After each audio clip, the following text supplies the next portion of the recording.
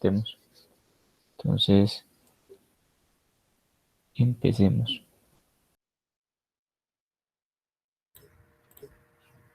Listo, bien. ¿Qué tal, muchachos? ¿Cómo están? Felices nuevamente de estar aquí con ustedes. Entonces, vamos a empezar con la temática nuevamente, como lo acaba de decir el doctor Salazar. Me acompaña Laura García, quien es la secretaria actual de AMCE y además la presidenta de ASECOC. Así que, bueno, le doy la palabra a Laura para que comencemos. Bienvenidos todos. Bueno, muy buenas tardes a todos. Me presento nuevamente. Mi nombre es Laura García.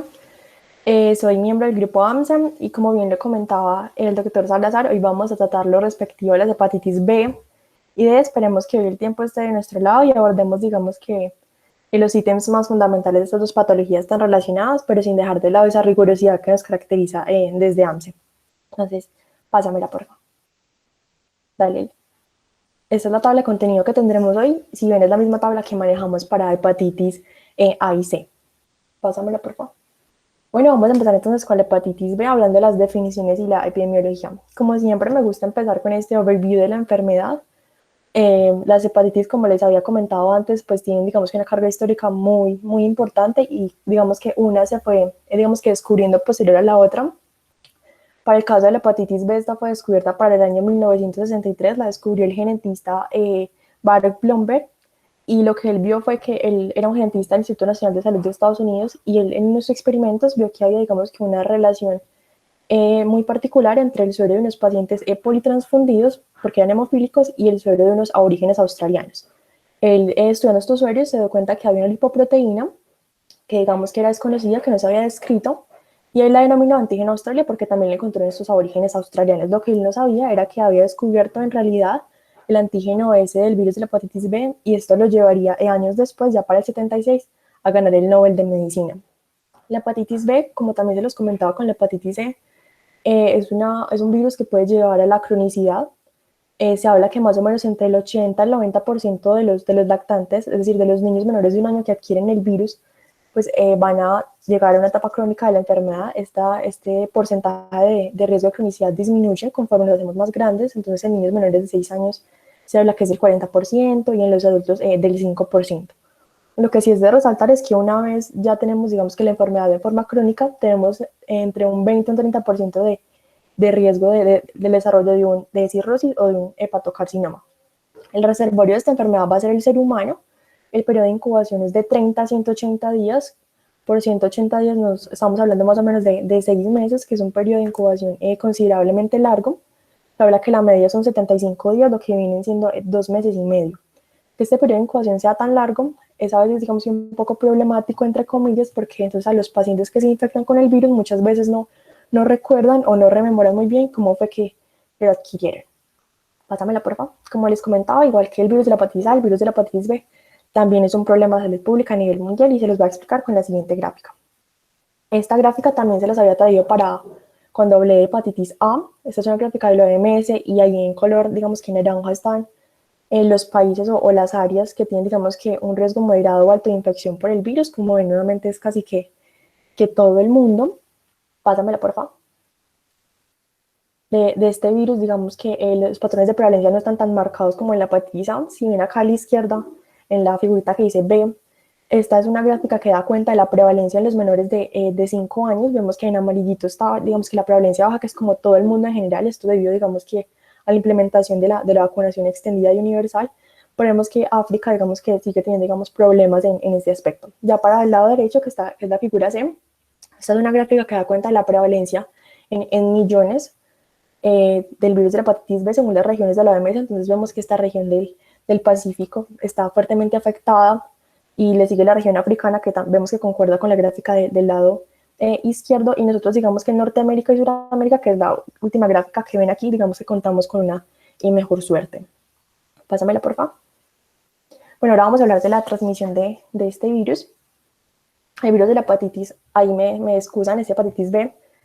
Tiene, digamos que muchas formas de transmitirse. La primera ya va a ser la parenteral.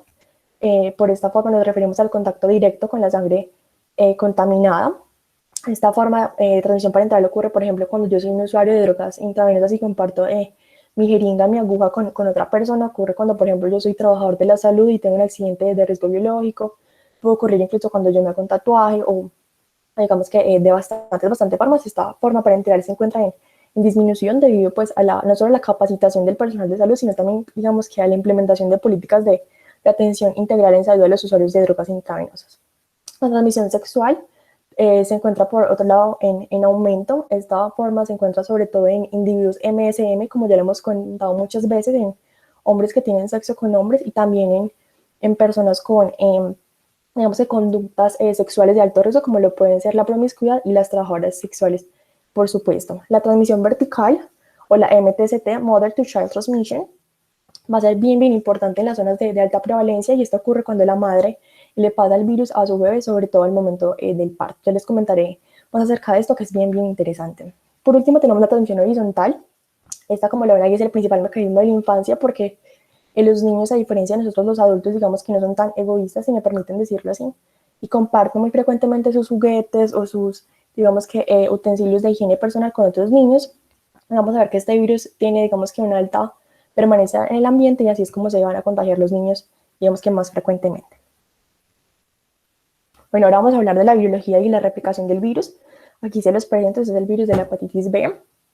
Como hice con la hepatitis A, se les va a comentar 3 cosas grandes acerca de él. La primera, la taxonomía y la clasificación.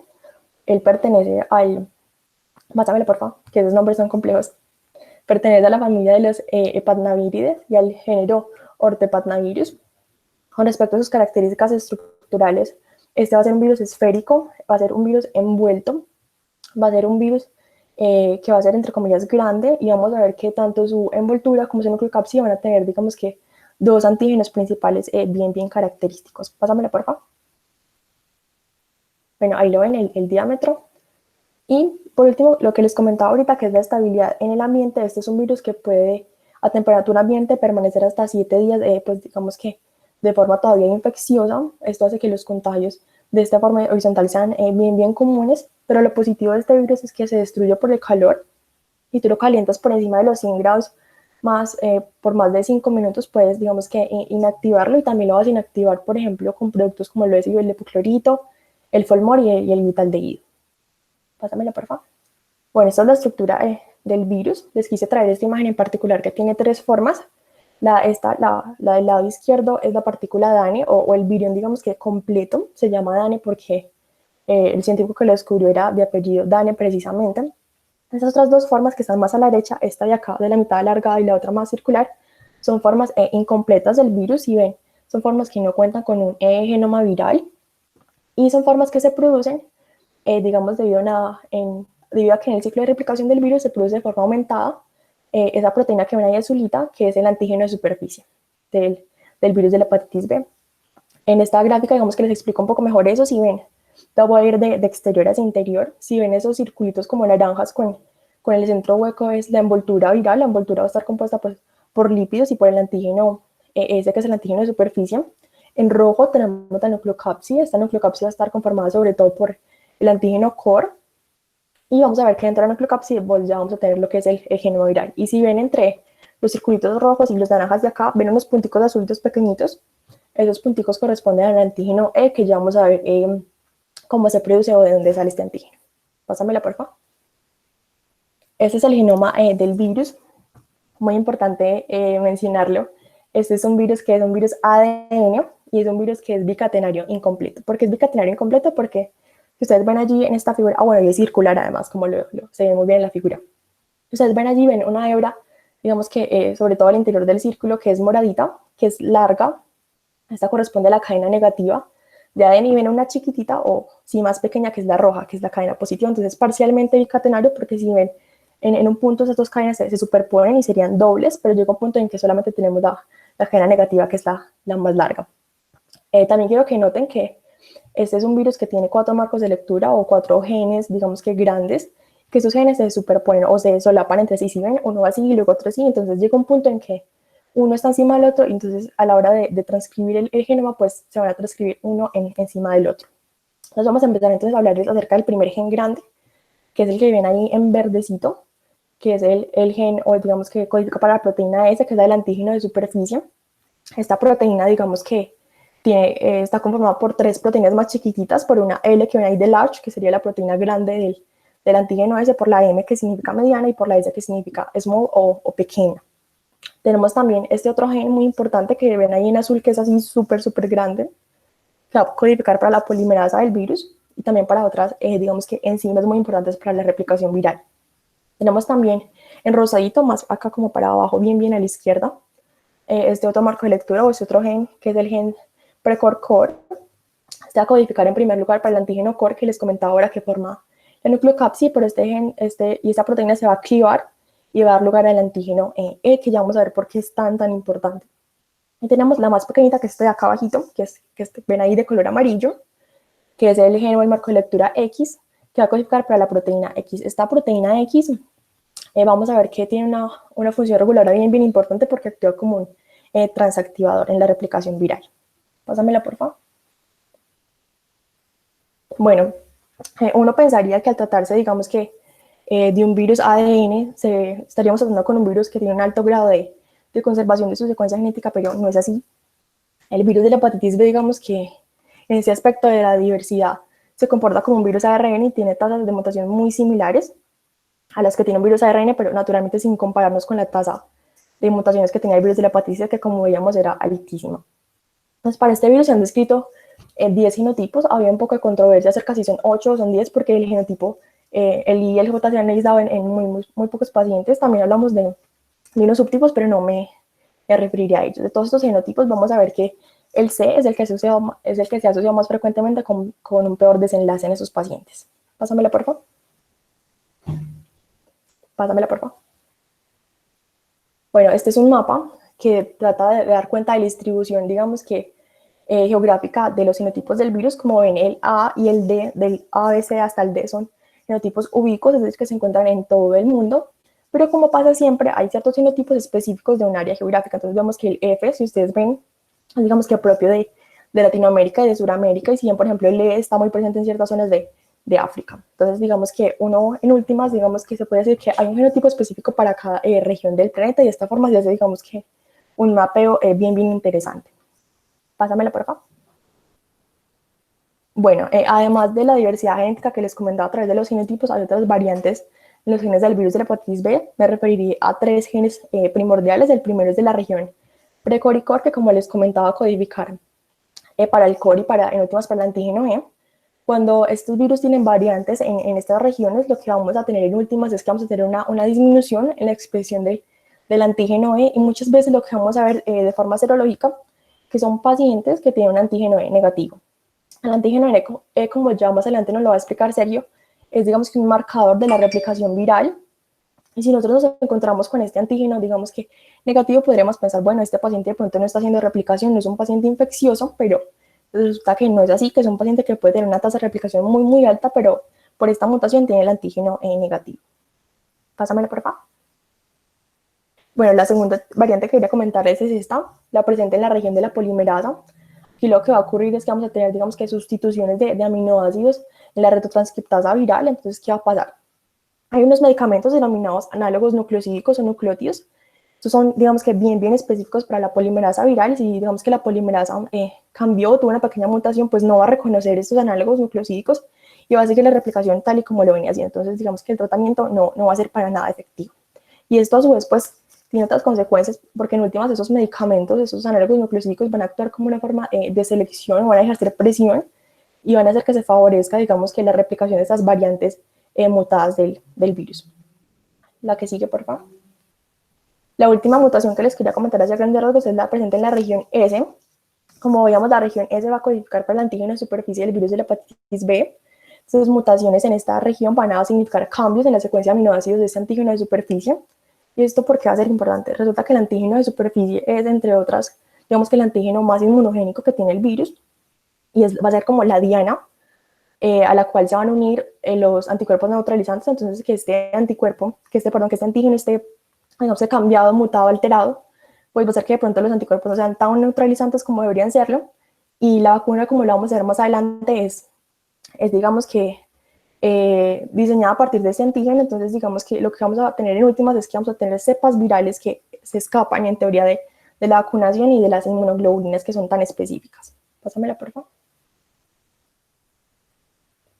Bueno, este es el ciclo de replicación viral. Aquí no me voy a detener porque Sergio ya va a tener una dinámica bien importante acerca de este ciclo, y para eso les voy a enviar ya mismo por el chat un link al que quiero que se unan. Este link corresponde a un POLEP, en el cual digamos que va a ser bien importante para lo que les va a explicar Sergio a continuación. Entonces ahí se los dejo para que se vayan uniendo en lo que Sergio ya nos sigue comentando.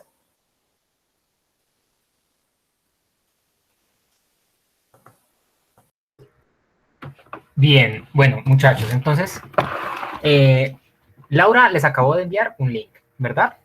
Entonces, la idea es que se unan a ese link porque allí vamos a hacer las dinámicas de POLEF, pero la idea, o sea, hay una idea básica con esta. ¿Cuántos somos? Somos 32, ¿sí? La idea es que se conecten, ojalá, todos.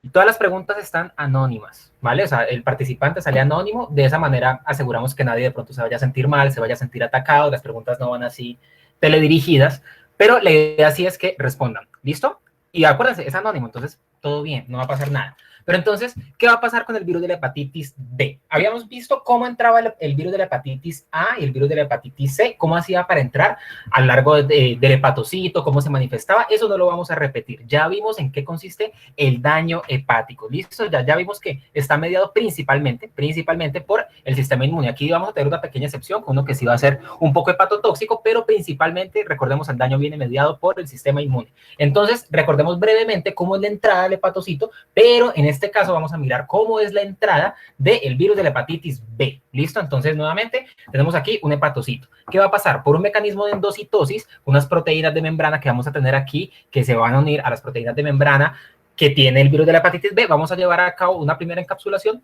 y este proceso va a ser la entrada. ¿Listo? Posterior a la entrada viene el transporte y ese transporte se va a llevar directamente al núcleo. Y en el núcleo, recordemos que a diferencia de todos los anteriores virus, en este caso estamos hablando de un virus de ADN. Ese es muy importante. ¿Por qué va a ser muy importante? Porque es que en el núcleo se va a llevar a cabo un proceso por el cual vamos a tener de ADN a ARN monocatenario. ¿Sí? ¿Qué va a hacer eso? Pues una transcripción, ¿verdad? ¿Qué va a pasar con ese ARN que salió? Va a tener dos opciones, dos caminos. No es que vaya a escoger una entre las dos, va a llevar a cabo los dos caminos y ya vamos a mirar cómo es.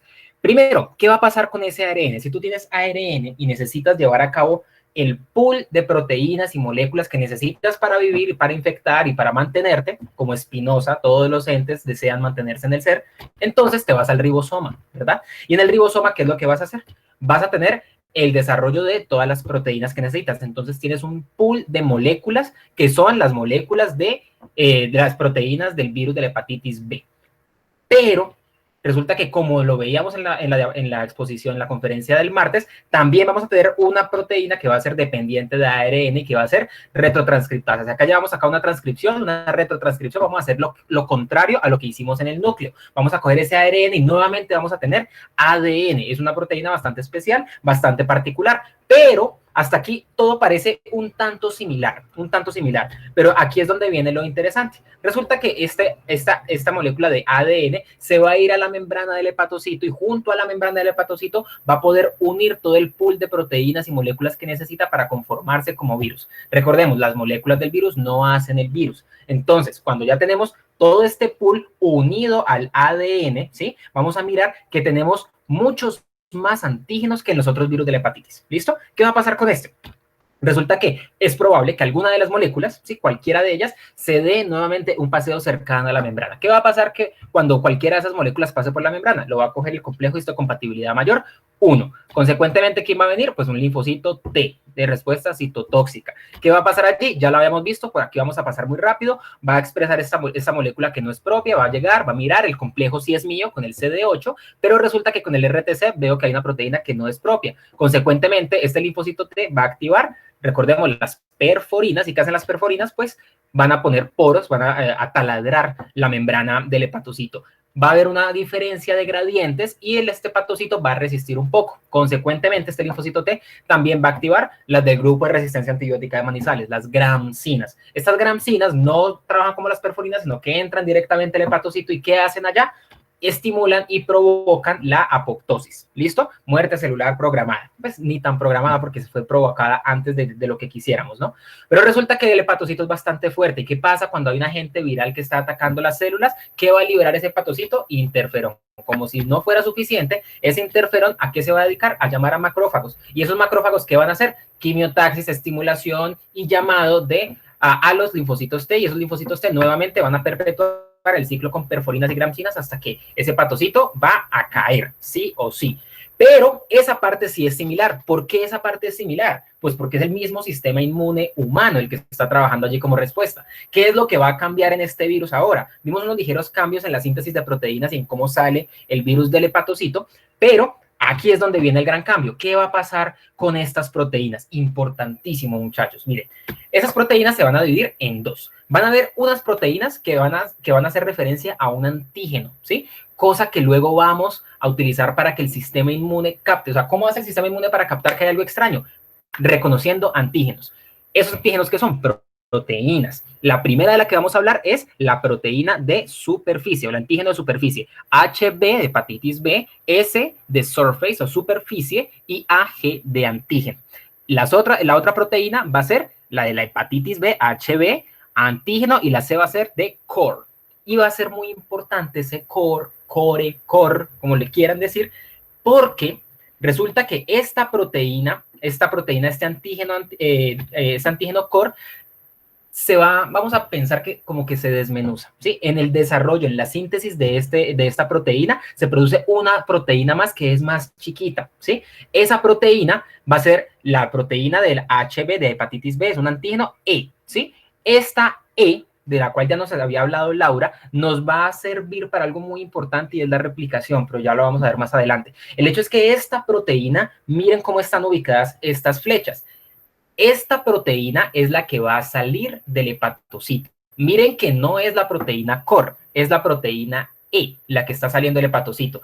Por otro lado, está saliendo también el antígeno de superficie. Ahora, ¿por qué esto es tan importante, muchachos? Resulta que este virus decidió salir, ¿cierto? ¡Pam! El virus decide salir del hepatocito. ¿Con qué se va a encontrar una vez salga del hepatocito? Se va a enfrentar al sistema inmune, ¿listo? El sistema inmune se va a acercar a él, ¿y qué es lo primero que va a ver, qué es lo primero que va a notar en este virus de la hepatitis B? Pues lo que esté más superficial, ¿cierto? Lo que está más superficial es exactamente aquello para lo cual nosotros vamos a empezar a generar anticuerpos. O sea que aquí vamos a empezar con el primero de los anticuerpos importantes para el primer antígeno importante. Va a ser el anticuerpo, por eso ese es el anti, ¿cierto? El prefijo anti, de hepatitis B, ¿contra cuál antígeno? Contra la S, que habíamos dicho que era el de surface, de superficie. Pero resulta, muchachos, que si estamos haciendo anticuerpos para reconocer proteínas de superficie, entonces ese sistema inmune no se va a ir solamente detrás de este virus, porque el sistema inmune, en cierto modo, es ciego, ¿sí? Él no va a distinguir este virus que les acabo de señalar aquí, no lo va a distinguir de este, porque él sencillamente está viendo ¿qué? Está viendo proteína de superficie. O sea que a este lado también vamos a tener de la misma manera anticuerpos contra estas proteínas, pero esa proteína está vacía. Y este es uno de los mecanismos por los cuales empieza a haber agotamiento del sistema inmune, porque de este hepatocito no solamente está saliendo virus de hepatitis B, sino también proteínas de superficie del virus de la hepatitis B. ¿Contiene el ADN, el sustrato principal? No, pero van a haber anticuerpos que van a estar desgastándose allí, van a estar siendo constantemente producidos para ir a atacar esto que realmente no va a hacer nada.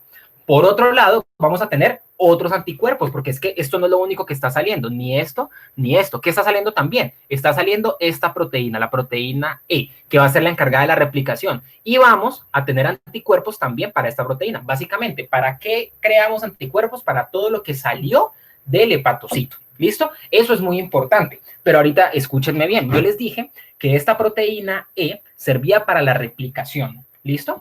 ¿Eso qué quiere decir? Que si mi sistema inmune está creando anticuerpos para evitar la replicación, ¿sí? ¿Eso será suficiente para matar el virus? Eso es importante tenerlo en cuenta. Tener anticuerpos contra lo que le permite al virus replicarse no es tener anticuerpos contra el virus, ¿sí? Porque si tú te dedicas a matar esto, no estás eliminando la infección y eso va a ser muy importante, ¿listo? Por eso es que la serología de la hepatitis B es tan compleja, porque tenemos más antígenos, más anticuerpos y el ataque tiene que ser en varias direcciones. No nos basta con eliminar solamente una de las proteínas. Vamos a tener que eliminar bien sea todas o la más importante. ¿Y cuál va a ser la más importante en este caso? La de superficie. ¿Listo? Ya vamos a ver eso cómo se va desarrollando. Si me entendieron esto, yo creo que vamos súper bien, porque esto es la base de la serología.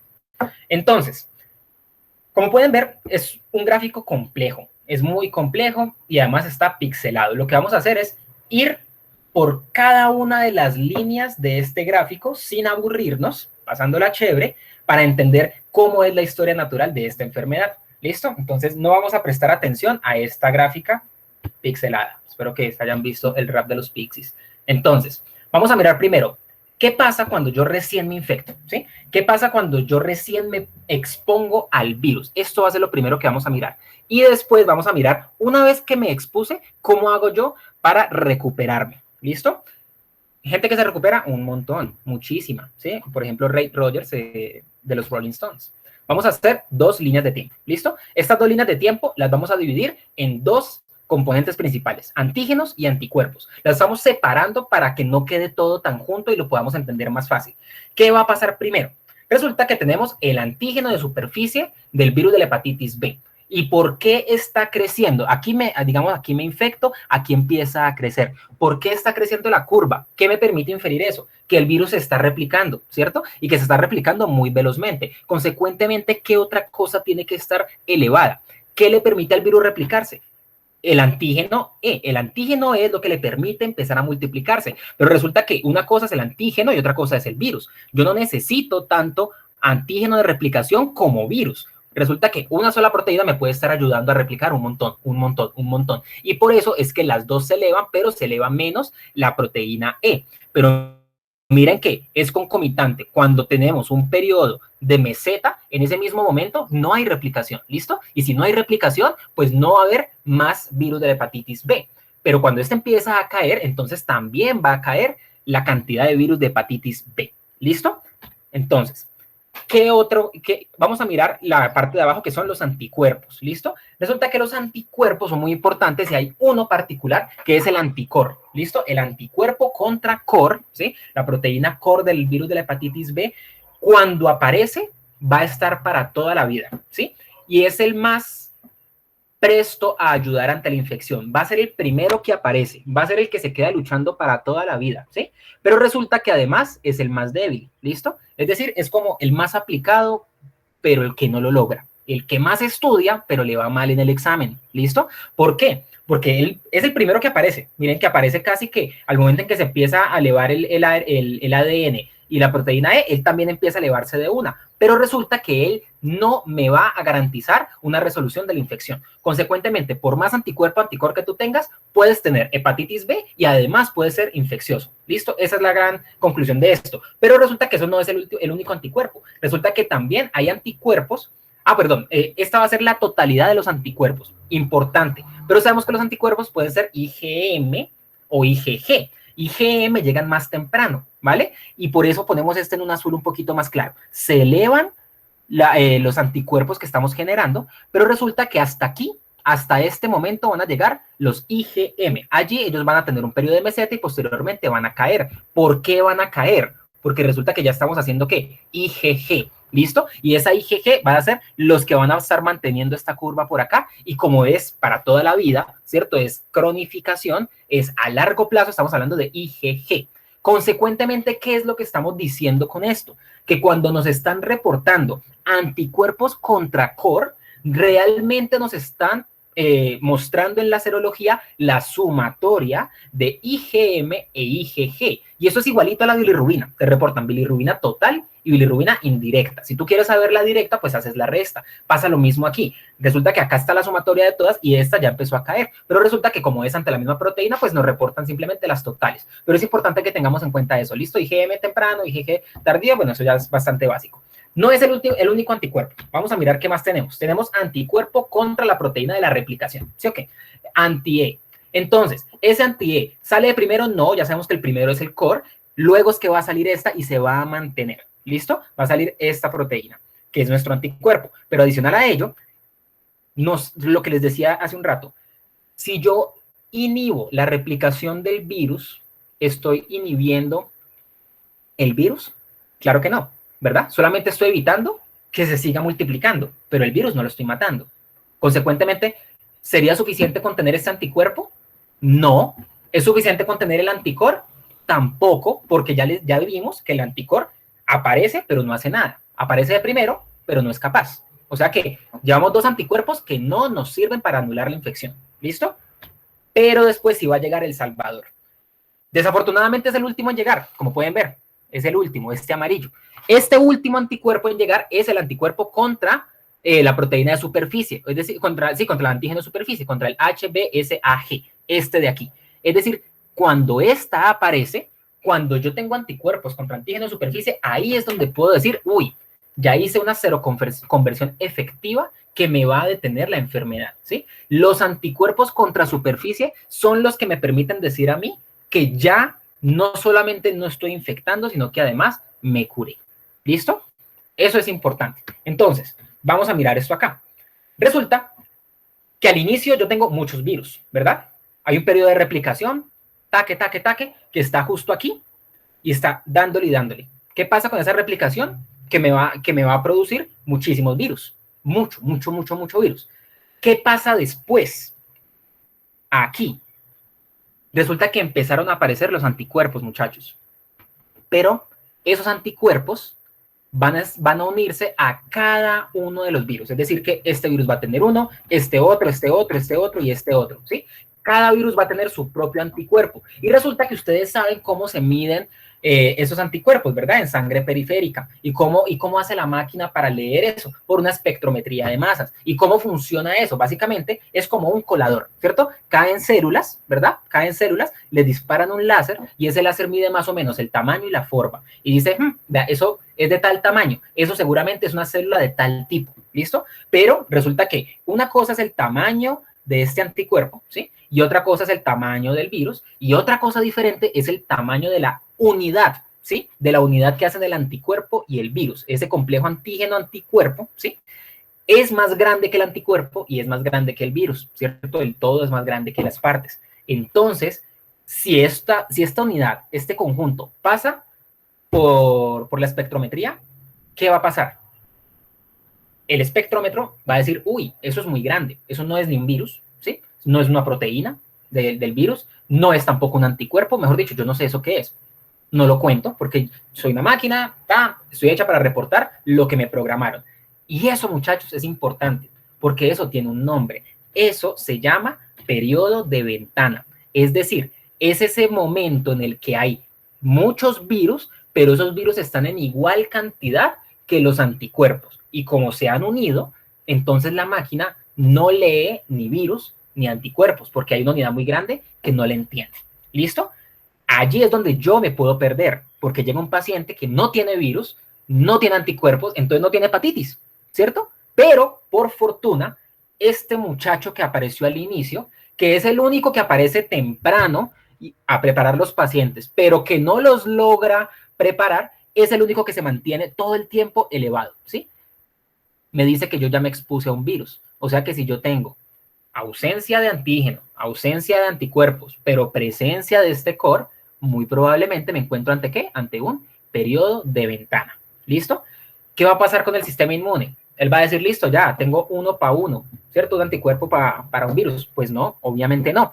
El sistema inmune sigue produciendo. ¿Y qué va a pasar? Entonces vamos a tener la misma cantidad de virus, ¿sí? Porque apenas está librando esta lucha, pero vamos a tener más anticuerpos, ¿listo? Y esa es la razón por la cual el periodo de ventana es superado, Porque después de que el sistema inmune sigue produciendo, entonces van a haber anticuerpos que no van a estar unidos a los virus, ¿sí? Porque recuerden que es diferente la dinámica inmune que se lleva a cabo en sangre periférica a la que se lleva a cabo dentro de cada órgano, en este caso el hepatocito, ¿sí? Es diferente, en este caso el hígado, ¿listo? Es diferente. Entonces, aquí es donde yo puedo decir, ya superamos el periodo de ventana. ¿Qué va a pasar allí? Vamos a encontrar poquito antígeno de superficie, poquito antígeno E, mucho anticuerpo contra antígeno de superficie, anticuerpo contra antígeno E, ¿sí?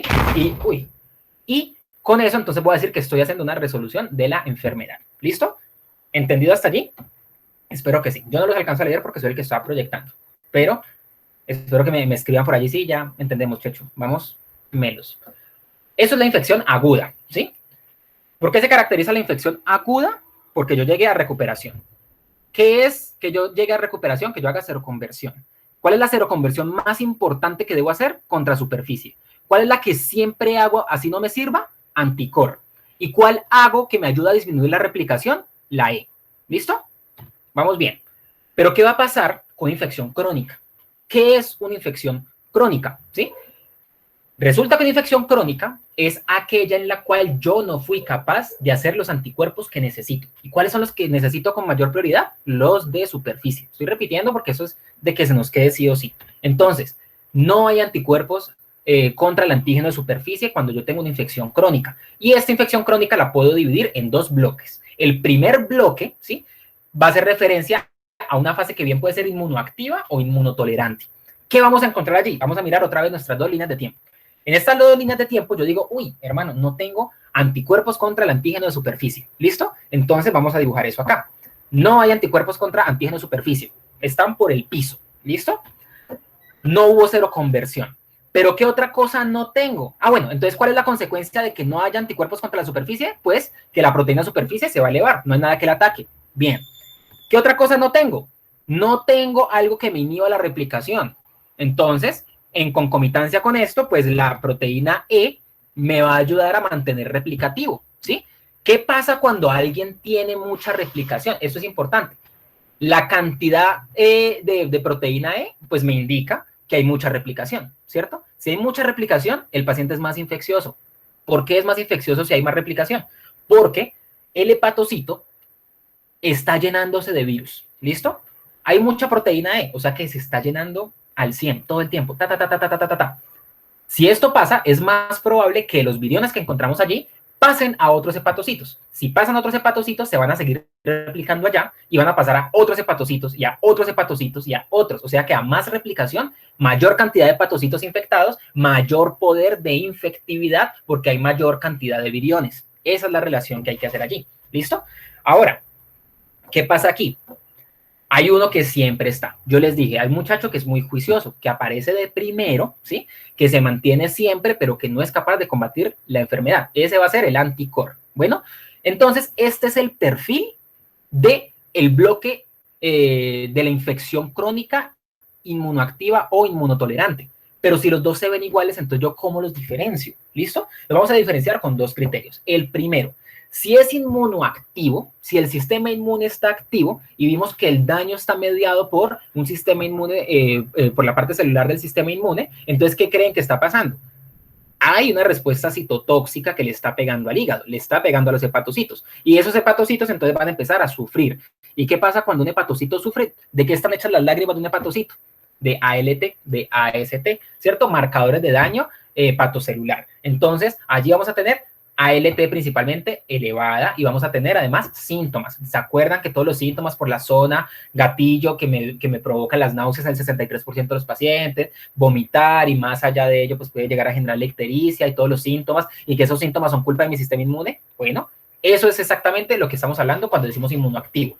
Pero es probable que también haya una fase inmunotolerante, ¿sí? ¿Cuál va a ser entonces la inmunotolerante? Pues cuando la ALT está bien, ¿sí? O sea, cuando el sistema inmune tolera que el virus se esté quedando ahí en el hepatocito. Pero es muy raro, ¿verdad? Es muy extraño que el sistema inmune diga, ok, estoy dispuesto a hospedarte y a alojarte durante un tiempo antes de atacarte, ¿sí? Resulta que este inmunotolerante es propia del neonato, ¿sí? Es el neonato que nace infectado por la mamá de transmisión vertical o que de pronto ese neonato fue expuesto tempranamente al virus de la hepatitis B. ¿Y qué va a pasar?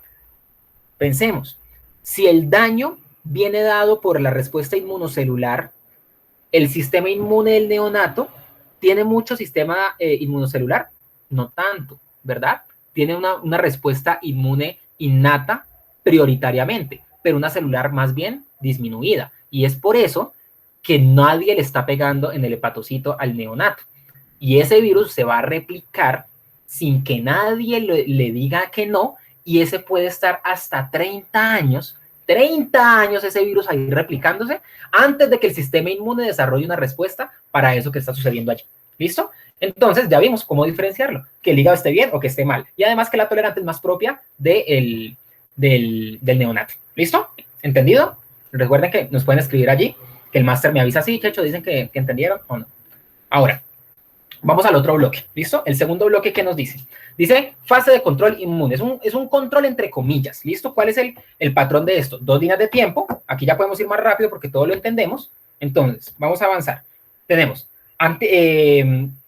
anticuerpos contra superficie por el piso, ¿sí? No hay nada. ¿Por qué? Porque yo tengo una infección, ¿sí? Yo no me he curado, no he hecho seroconversión.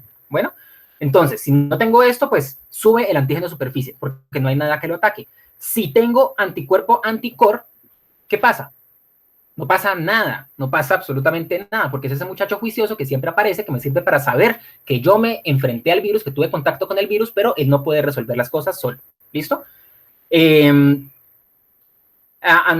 Anticuerpo contra la proteína de la replicación. Ah, ok, este va a estar elevado, ¿sí? Si tenemos este anticuerpo elevado, entonces, ¿qué va a pasar con la proteína E? Pues va a estar por el piso. Y esa es la diferencia y por eso hacemos control inmune. ¿Qué pasa si el paciente no está replicando el virus? ¿Se acuerdan? Pues que no es infeccioso. ¿Listo? Y eso es a lo que le decimos control. Es un paciente que no está infectando a otros, ¿vale? ¿Está infectado? Sí. Porque no tiene anticuerpos contra el antígeno de superficie. ¿Está infectando a otros? No, porque no tiene niveles elevados de antígeno E. ¿Por qué? Porque tiene anticuerpo contra E. ¿Listo? Espero que, o sea, esto puede ser complejo, pero si lo vemos así, línea a línea, sale muy fácil. ¿Listo? Entonces, vamos a avanzar, muchachos.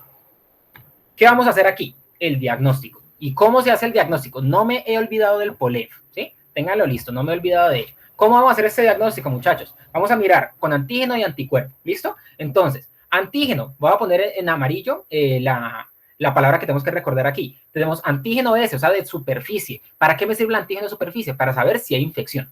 ¿Sí o no? ¿Está presente? Ah, bueno, está infectado. Listo, no hay nada más que decir. Bueno, pero me sirve también para decir si la infección es aguda o si es crónica. Pero si eso solamente me reporta positivo o negativo, está presente o no está presente el antígeno, ¿yo cómo sé si es agudo o si es crónico? Bueno, la verdad es que no podemos saber. Es una cosa más bien protocolaria que nosotros hacemos.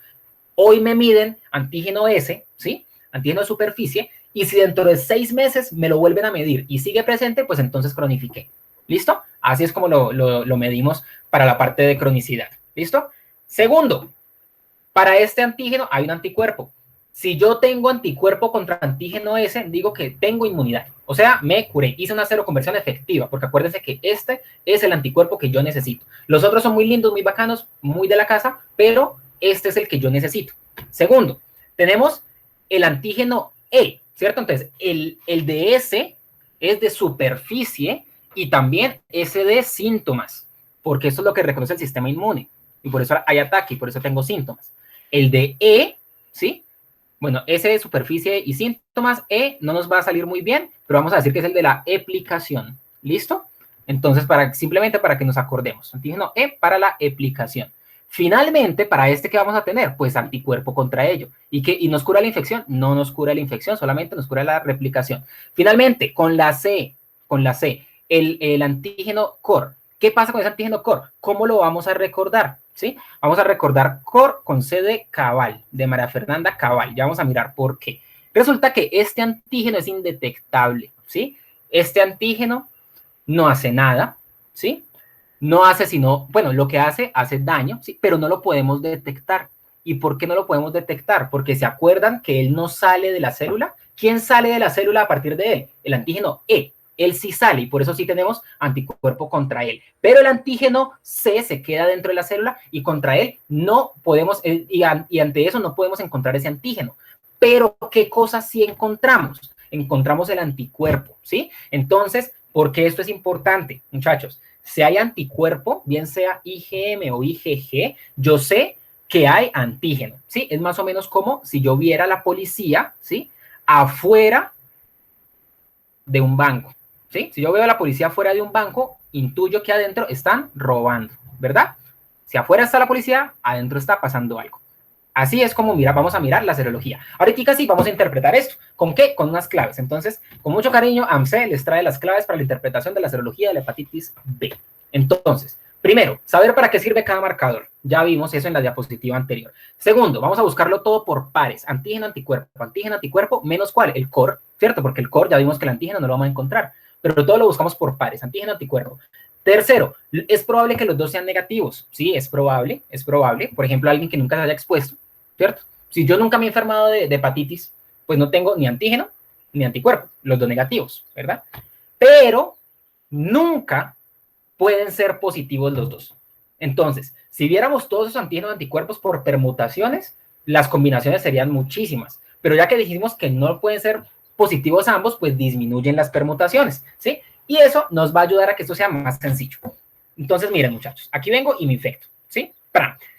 Empieza la infección, se empiezan a desarrollar antígenos, se empiezan a desarrollar anticuerpos, y aquí se empieza a generar lo que sería el periodo de ventana, ¿sí? Recuerden, cada anticuerpo unido a un virus de la hepatitis B y por eso no es detectable. Pero entonces, ¿por qué decimos que los dos no pueden ser positivos? Porque sería ilógico que yo tenga antígeno positivo de superficie y también anticuerpo positivo para antígeno de superficie. Se supone que uno de los dos mata al otro. El anticuerpo disminuye los niveles del antígeno de superficie. Si el antígeno de superficie está muy elevado, es porque no existe el anticuerpo, ¿verdad? Y eso pasa con todos los antígenos y anticuerpos. Por eso es que los dos no pueden ser positivos. ¿Listo? Y eso ya nos disminuye muchísimo, pero muchísimo la cantidad de combinaciones que podemos hacer con esto. Bueno, entonces vamos a seguir. Si me han entendido esto, mejor dicho, muchachos, van a ver que esto va a ser mucho más sencillo. Ahorita sí, vamos a empezar. ¿Listo? Vamos a empezar con el POLEF. Y para el POLEF, entonces, Laura les mandó el link, ¿cierto? Entonces, hagamos una cosa, como yo no los alcanzo a ver porque soy el que está proyectando, escriban si ya están full, ¿ok? Ok, ya empezaron a votar, listo, ok. Entonces, bueno, listo, voten, de todos modos les voy leyendo. Y ya van a ver que lo resolvemos súper fácil. Se ve todo, ¿cierto? Sí, señor. ¿Y se ve mi mouse moviéndose? Sí, sí, se ve tu mouse. Listo, perfecto. Entonces, muchachos, miren, antígeno de superficie, recuerden que esto es anónimo, la idea es que voten todos. Antígeno de superficie negativo, ¿listo? Antígeno de superficie negativo. O sea que, todo bien, yo no estoy infectado. Anticuerpos contra eso, pues no hay, ¿cierto? O sea, pues no, o sea, si yo no tengo el antígeno, pues tampoco tengo un anticuerpo contra eso.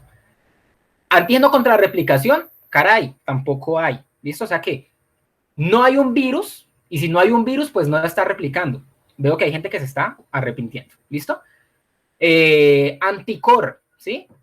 Recuerden que yo no puedo ver el antígeno core, pero sí el anticor, negativo. Ah, pero es que resulta que el anticor está hecho de dos cosas, de IgM y de IgG. Vamos a mirar el que nos reportan, IgM, o sea, infección temprana, negativo. Entonces, mejor dicho, ¿qué les estoy diciendo, chicos? No tengo un virus, por eso no tengo anticuerpo contra ese virus. Como no tengo un virus, pues no hay nada que se esté replicando. Como no tengo un virus, pues no tengo tampoco una respuesta contra eso que no está, ¿cierto? Algo bastante filosófico. El anticor tampoco está, ¿sí?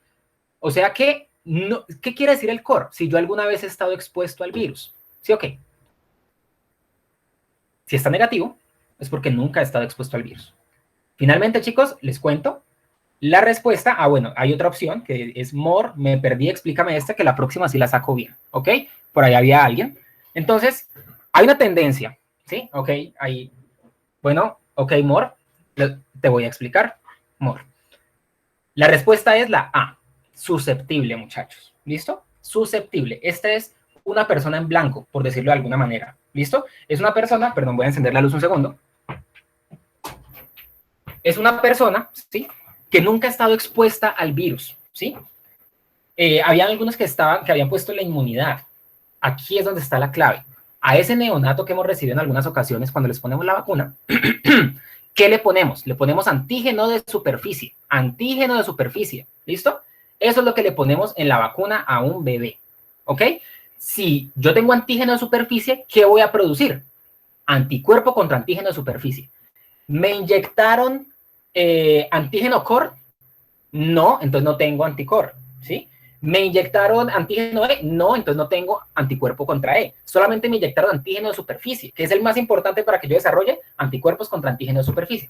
O sea que el paciente vacunado es aquel que tiene anticuerpos contra superficie, pero no tiene core, por ejemplo, porque nunca estaba expuesto al virus. Entonces, muy bien, muchachos, susceptible y more, la persona que haya sido, espero que me hayas entendido con eso. ¿Ok? Vamos al siguiente caso. ¿Listo? Entonces, vamos, chicos, a votar. Antígeno de superficie positivo. O sea, infectado, ¿cierto? Anticuerpos contra este antígeno no hay. ¿Listo? Perdón, ya. Antígeno positivo, o sea que se está replicando. Algo que me esté evitando esa replicación no está. ¿Sí? Anticuerpos contra esto, no hay. IgM, tampoco hay. Entonces, ¿de qué estamos hablando aquí, muchachos? Una hepatitis aguda. Muy bien, chicos. Superficie positiva, estoy infectado. No he hecho todavía anticuerpos para eso. Se está replicando, o sea que es un proceso agudo, está en fase de replicación. Y seguramente es esa fase súper temprana, pero increíblemente temprana. ¿Por qué? Porque el anticor todavía no me muestra que he estado expuesto, ¿sí? Pero el IgM todavía no se ha elevado, ¿sí? Entonces, efectivamente, estamos ante una hepatitis aguda. Muy bien, muchachos. Vamos a mirar este, ¿listo? Superficie, negativo. ¿Estoy infectado? ¿No estoy infectado? Como que no. Mentira, no, les voy a dar unos segundos para que le echen ojito antes de seguirlo leyendo. Superficie, negativo.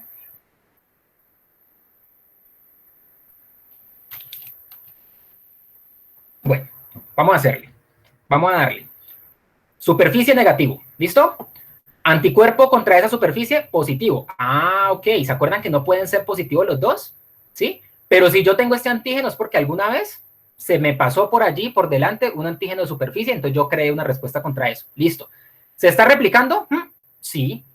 Qué raro, ¿cierto? Qué raro que se esté replicando. Anticor, positivo, ¿sí? Pero el IgM, o sea, temprano, no es. O sea que este anticor está lleno de IgG, ¿sí o qué? ¿Me hice entender? Si yo tengo un anticor positivo, quiere decir que yo he estado expuesto en algún momento a la enfermedad, ¿sí? Pero, pues eso puede ser IgM o IgG. Pero me dicen que la IgM está negativa, o sea que ¿eso qué es? Eso es IgG, ¿cierto? Entonces, ok.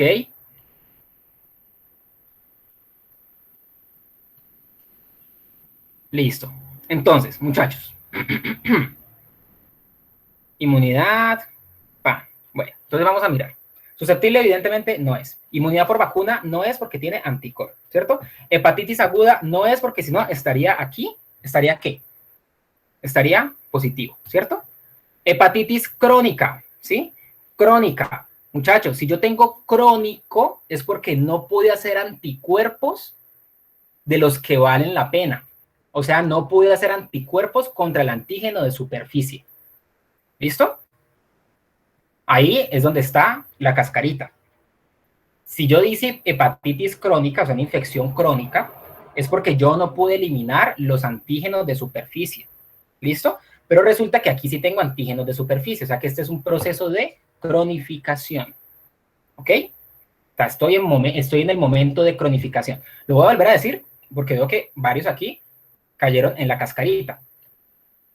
No hay antígeno de superficie, negativo, pero sí hay un anticuerpo, ¿sí? Está el anticuerpo contra el antígeno de superficie. ¿Eso qué quiere decir?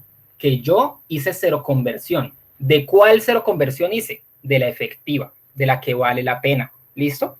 Entonces, ¿Hay algo de replicación? Sí, hay algo de replicación, pero esto quiere decir que efectivamente hay una posibilidad de estar infectando. No, porque aunque está positivo, no hay antígeno de superficie, ¿sí? O sea, que lo poquito que se está alcanzando a replicar no va a servir de nada. ¿Por qué? Porque hay un anticuerpo que se encarga de esta infección. ¿Listo? Ahorita, si quieren, lo volvemos a retomar. Bueno, vamos con otro, que creo que es el último de estos. ¿Listo? 10 segunditos para que lo lean y lo empezamos a leer.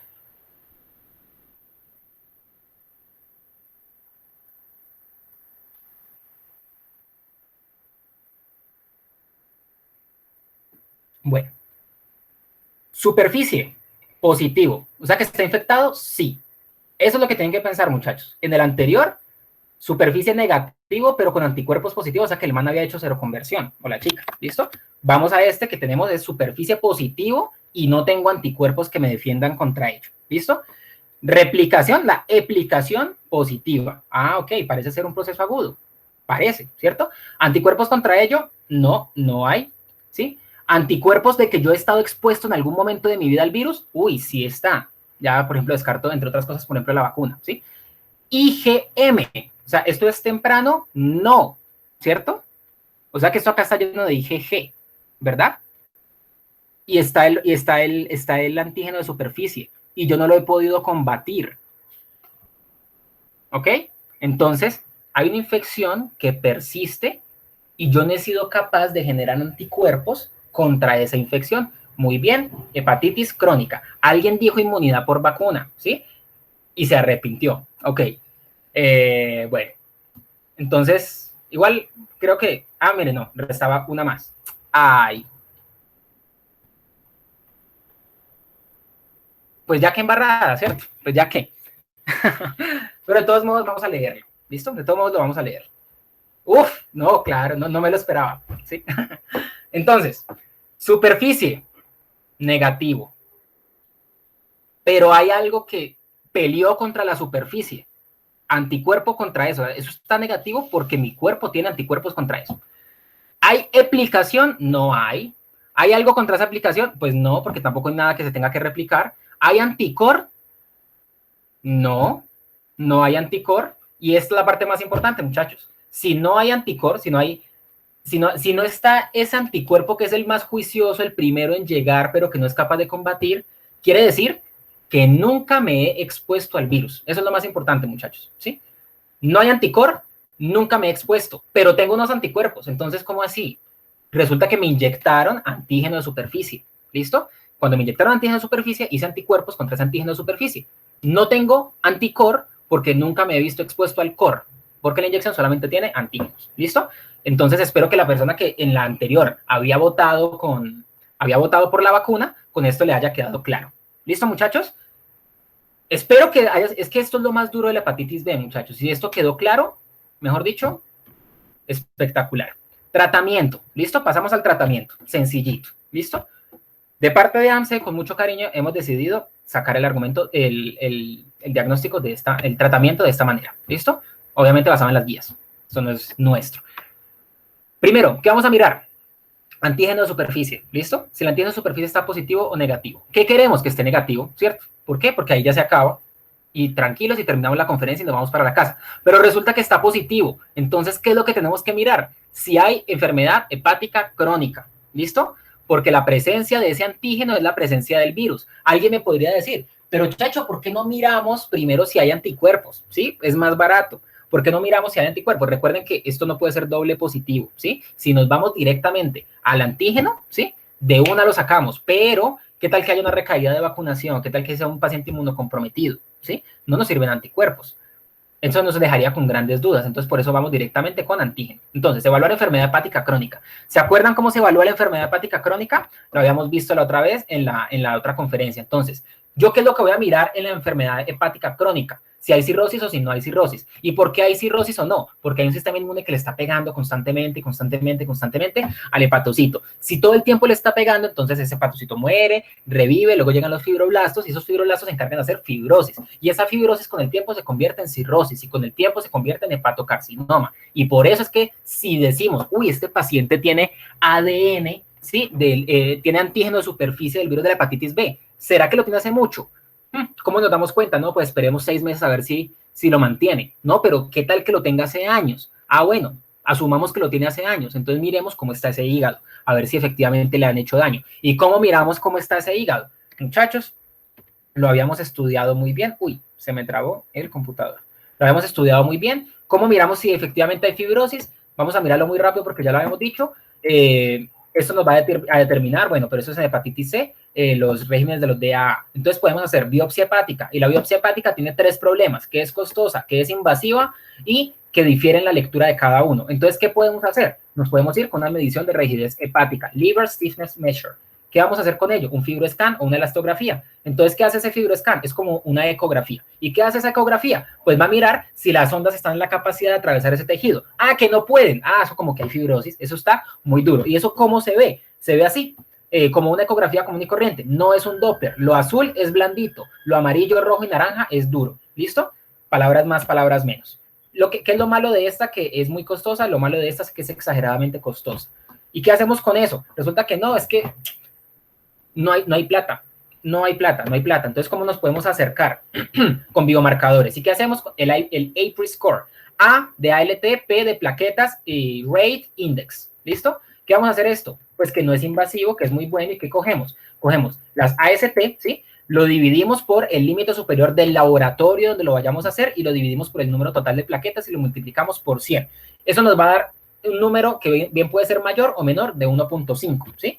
Entonces, ¿qué hacemos con eso? Lo correlacionamos y decimos, uy, con ese APRI score aparentemente sí tiene una fibrosis. Y recuerden que esa fibrosis va de F0 a F4. Y eso nos va a definir efectivamente si el paciente tiene o no daño hepático, ¿sí? Y con eso vamos a mirar si le tenemos que prestar más cuidado, si lo tenemos que meter de una vez a una lista de trasplantes o qué vamos a hacer con ello. Pero recordar que ese APRI, muy bueno porque es baratísimo, o sea, con un cuadro hemático y un perfil hepático sale, pero no es suficiente. Entonces, ¿qué hicimos? Nos fuimos a ver la charla del Día Mundial contra las Hepatitis Virales, ¿sí? Entonces, en esa charla estaba la doctora Diana Marcela Escobar, que es hepatóloga, y un residente, Sebastián Díaz. Entonces, ¿qué hicimos allí? Entonces dijimos, no, pues vamos a preguntar, hola, ¿qué más? ¿Cómo van? Cuéntenos qué tal es la vuelta con el APRI. Si es atractivo, o sea, si vale la pena basarnos solo en el APRI o deberíamos utilizar otra cosita a ver si nos ahorramos esa plata. ¿Qué dice la doctora Diana Marcela? Es muy sensible en los extremos, ¿listo?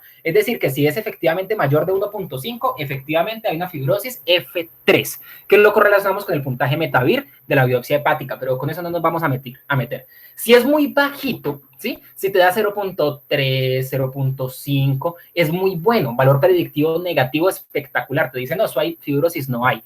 Pero, ¿sí? Si no es mayor de 1.5, pero está por ahí en 1.3, 1.2, allí, esa es una zona gris. Entonces ella dice, allí desafortunadamente sí toca sí o sí, llegar con un fibroscan o llegar con una biopsia hepática. ¿Listo? Entonces, esa es ahí como la correlación importante que tenemos que hacer para evaluar el hígado. Volvamos. Y vamos aquí. Si hay cirrosis o si no hay cirrosis. ¿Qué vamos a hacer aquí? ¿Hay cirrosis? Sí, señora. Ah, entonces hay que iniciar tratamiento de una vez. ¿Con qué lo vamos a hacer? Con tenofovir o entecavir si es un niño entre 2 y 11 años. Pero la recomendación en general, los textos dicen tenofovir, preferible tenofovir. ¿Listo? Pero resulta que esta no es la única opción. Es probable que no haya cirrosis. Es decir, si no hay cirrosis, es decir, tenemos un fibroscan bueno, una biopsia hepática buena, un APRI score bueno, una elastografía buena, lo que sea, entonces simplemente miramos si es mayor de 30 años o no. ¿Por qué es importante la edad, muchachos? Porque recuerden que si es neonato tiene mayor riesgo de cronificar, ¿sí? Pero si está en el extremo por allá de los 90 años también puede cronificar con facilidad, ¿listo? Entonces, pero pues digamos a los 90 no tenemos como un algoritmo hasta por allá. Decimos simplemente mayor de 30, menor de 30. ¿Y qué vamos a hacer allí? Vamos a mirar, es mayor de 30. Ah, caray, entonces vamos a mirar ALT. Vamos a mirar cómo está esa función, si hay daño o si no hay daño hepatocelular. Y adicional a ello, miramos la carga de ADN. Eso acá, en Colombia, no. Pero sería buenísimo poder mirar esa carga. Y si esa carga está mayor a 20.000, entonces de una se va a tratamiento. ¿Listo? O sea que ¿quién se va a tratamiento? El que tenga cirrosis o que sea mayor de 30 años y que esté con disfunción hepática medida por ALT. Se va de una para tratamiento. Y si tiene prueba de carga viral, súper bien. ¿Quién no se va? Menor de 30 años, que tenga ALT normal, si no, también se va. Y que tenga una carga viral menor de 2000. Miren que la diferencia es gigante. Acá hablamos de mayor de 20.000, acá hablamos solo de menor de 2000. Si es el caso de esta columna de acá, entonces ese paciente se va al maravilloso monitoreo, ¿sí? Pero resulta que no solamente le hacemos monitoreo a este, también monitoreamos al que empezamos a tratar. ¿Y por qué lo vamos a tratar? Porque el riesgo sigue estando presente, muchachos. Entonces, ¿qué es lo que vamos a monitorear? 3 cosas, ¿listo? Estado hepático, respuesta adecuada al tratamiento y toxicidad al tratamiento. ¿Cómo miramos el estado hepático? Sencillo, vamos a mirar si había carcinoma hepatocelular, o si había cirrosis, o si había antecedente de hepatocarcinoma, entonces cada 6 meses pruebas, todo el tiempo, cada 6 meses. Respuesta al tratamiento, ¿cómo lo vamos a hacer? Cada 6 meses niveles de ALT, presencia de la proteína de la aplicación y presencia de carga de ADN. Es así, ¿no? ¿Es así? No, ¿ok? Pues porque es Colombia, pero bueno. Y, ¡ay, no puede ser! No, muchachos, si vieran, en vez de darle siguiente, le di fin. Y mi computador, que es bien lento.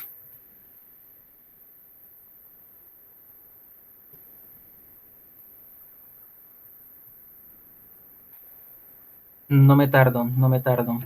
¿Sí ven? Es que le cuesta y ya se me acabó el carbón. Listo. Ok. Listo, muchachos. Entonces ya hicimos todo esto, y finalmente, función renal, porque esos medicamentos, si el paciente tiene una función renal deteriorada, pues entonces puede verse afectado, pero entonces eso ya van a ser casos especiales. ¿Quiénes son población especial? Pues paciente VIH positivo, paciente inmunocomprometido, paciente con daño renal, todo esto, pues ¿a quién va? Al hepatólogo directamente, a que sea él quien determine cuál va a ser el manejo. Ahora, vamos a pasar a lo que nos había mencionado D'Angelo, ¿listo? Tenemos este caso. ¿Ok? Este caso venía con cascaritas, ¿sí? Y algunas personas leyeron, como que vieron, pero yo no quería hablar de él todavía. ¿Por qué? Pues porque no habíamos visto la serología, muchachos. ¿Listo? Entonces vamos a mirar y lo vamos a analizar rápidamente. ¿Listo?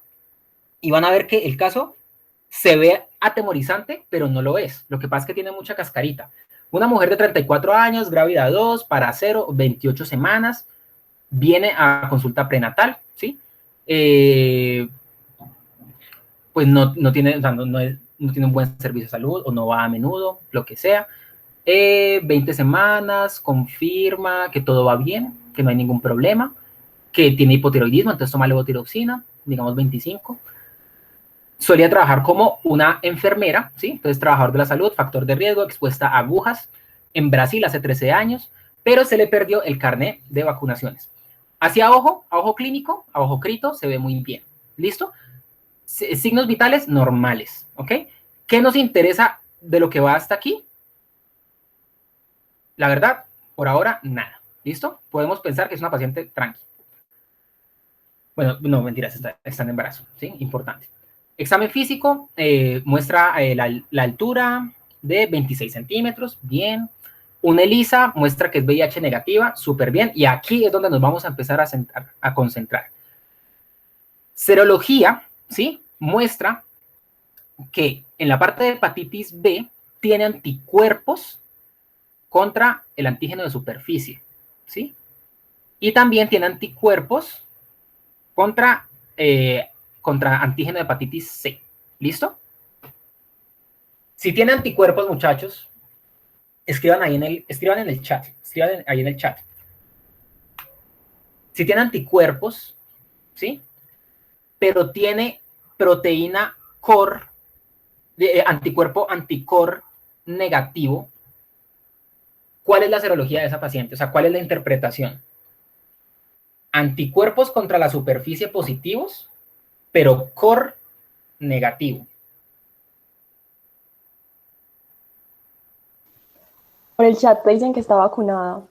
Por el chat dicen que están vacunadas y está muy bien, muchachos, excelente, eso es. Ahí es donde estaba la trampita, donde de pronto algunos como que, no alcancé a mirar esa parte bien. Efectivamente, mira, muchachos, o sea, si está el anticuerpo, pero no hay core, sí quiere decir que yo nunca me expuse, ¿sí?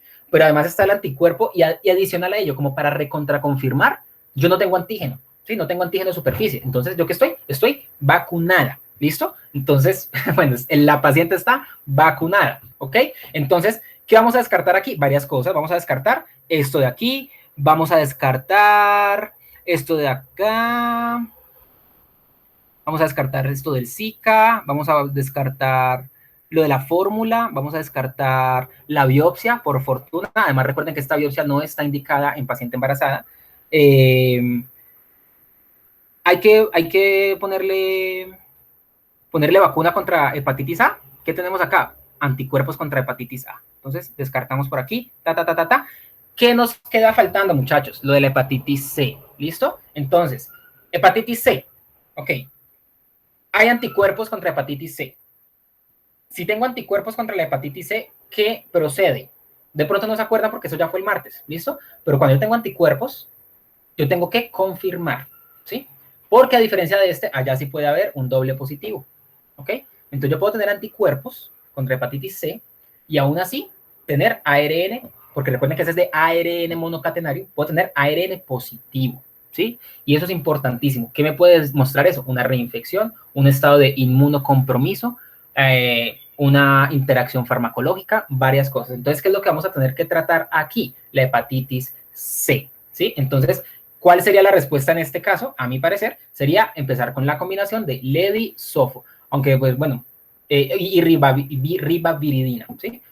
No, pues, no sé, creo que la ribaviridina no me parece como importante agregarla, pero no quisiera como comprometerme con ella, tanto que es una paciente de embarazo, no sé si allí haya cambiado algo, pero la respuesta sería ledi-sofo, ¿listo? Y esa era la trampita y por eso era que lo quería traer hoy y no lo quería dejar allá, no quería que lo respondiéramos allá, porque es que hoy tuvimos la oportunidad de acercarnos a los anticuerpos y la serología de la hepatitis B. ¿Listo, muchachos? Entonces, ahorita sí, les cedo la palabra a Laura. Bueno, vamos a continuar entonces con el virus de la hepatitis D de forma muy rápida. Pásamela, por favor. Continuamos entonces con las definiciones y la epidemiología. Siempre me gusta traerles este pequeño overview de la enfermedad para que nos vayamos contextualizando. El virus de la hepatitis D fue descubierto posterior al de la hepatitis B. Ya hablamos aquí del año más o menos 1967. Este virus se descubrió en Italia. Allí el doctor Risetto se encontraba haciendo una serie de estudios en pacientes con una infección crónica por el virus de la hepatitis B y vio que en estos hepatocitos, digamos que había un antígeno o una proteína anómala, la cual él denominó antígeno delta. Y nosotros, digamos que somos muy estrictos con la virología, pues nos damos cuenta que el virus de la hepatitis D no es un virus, sino que es un virusoide. Virusoide significa que es un ARN anómalo, patógeno, parásito, que digamos que requiere o se vale de un virus cooperador o ayudador para, digamos, que lograr su replicación. En este caso, el virus que lo va a ayudar va a ser el virus de la hepatitis B. Entonces, teniendo esto en cuenta, no tendremos, digamos, que hepatitis D si no tenemos una hepatitis B previa o de base. El periodo de incubación es bastante similar en ambos virus, dado que el B siempre va a estar presente. Pásamela, por favor. Antes de continuar hablando acerca de esta hepatitis D, quiero hacer una diferencia muy importante en estos dos conceptos, el concepto de coinfección y el concepto de sobreinfección o superinfección. Pásamela, por favor. Bueno, nosotros vamos a hablar entonces de coinfección en un paciente que ya tenía el virus de la hepatitis B, que podría ser posiblemente crónico y que se infecta de una forma u otra por el virus de la hepatitis D. Y ya vamos a ver por qué eso es tan posible que pase. Y vamos a hablar de sobreinfección, en los cuales el paciente se expuso de manera simultánea a ambos virus. Allí quiero dejarles este mensaje en gris, ahí me perdonan, no es coinfección, sino sobreinfección.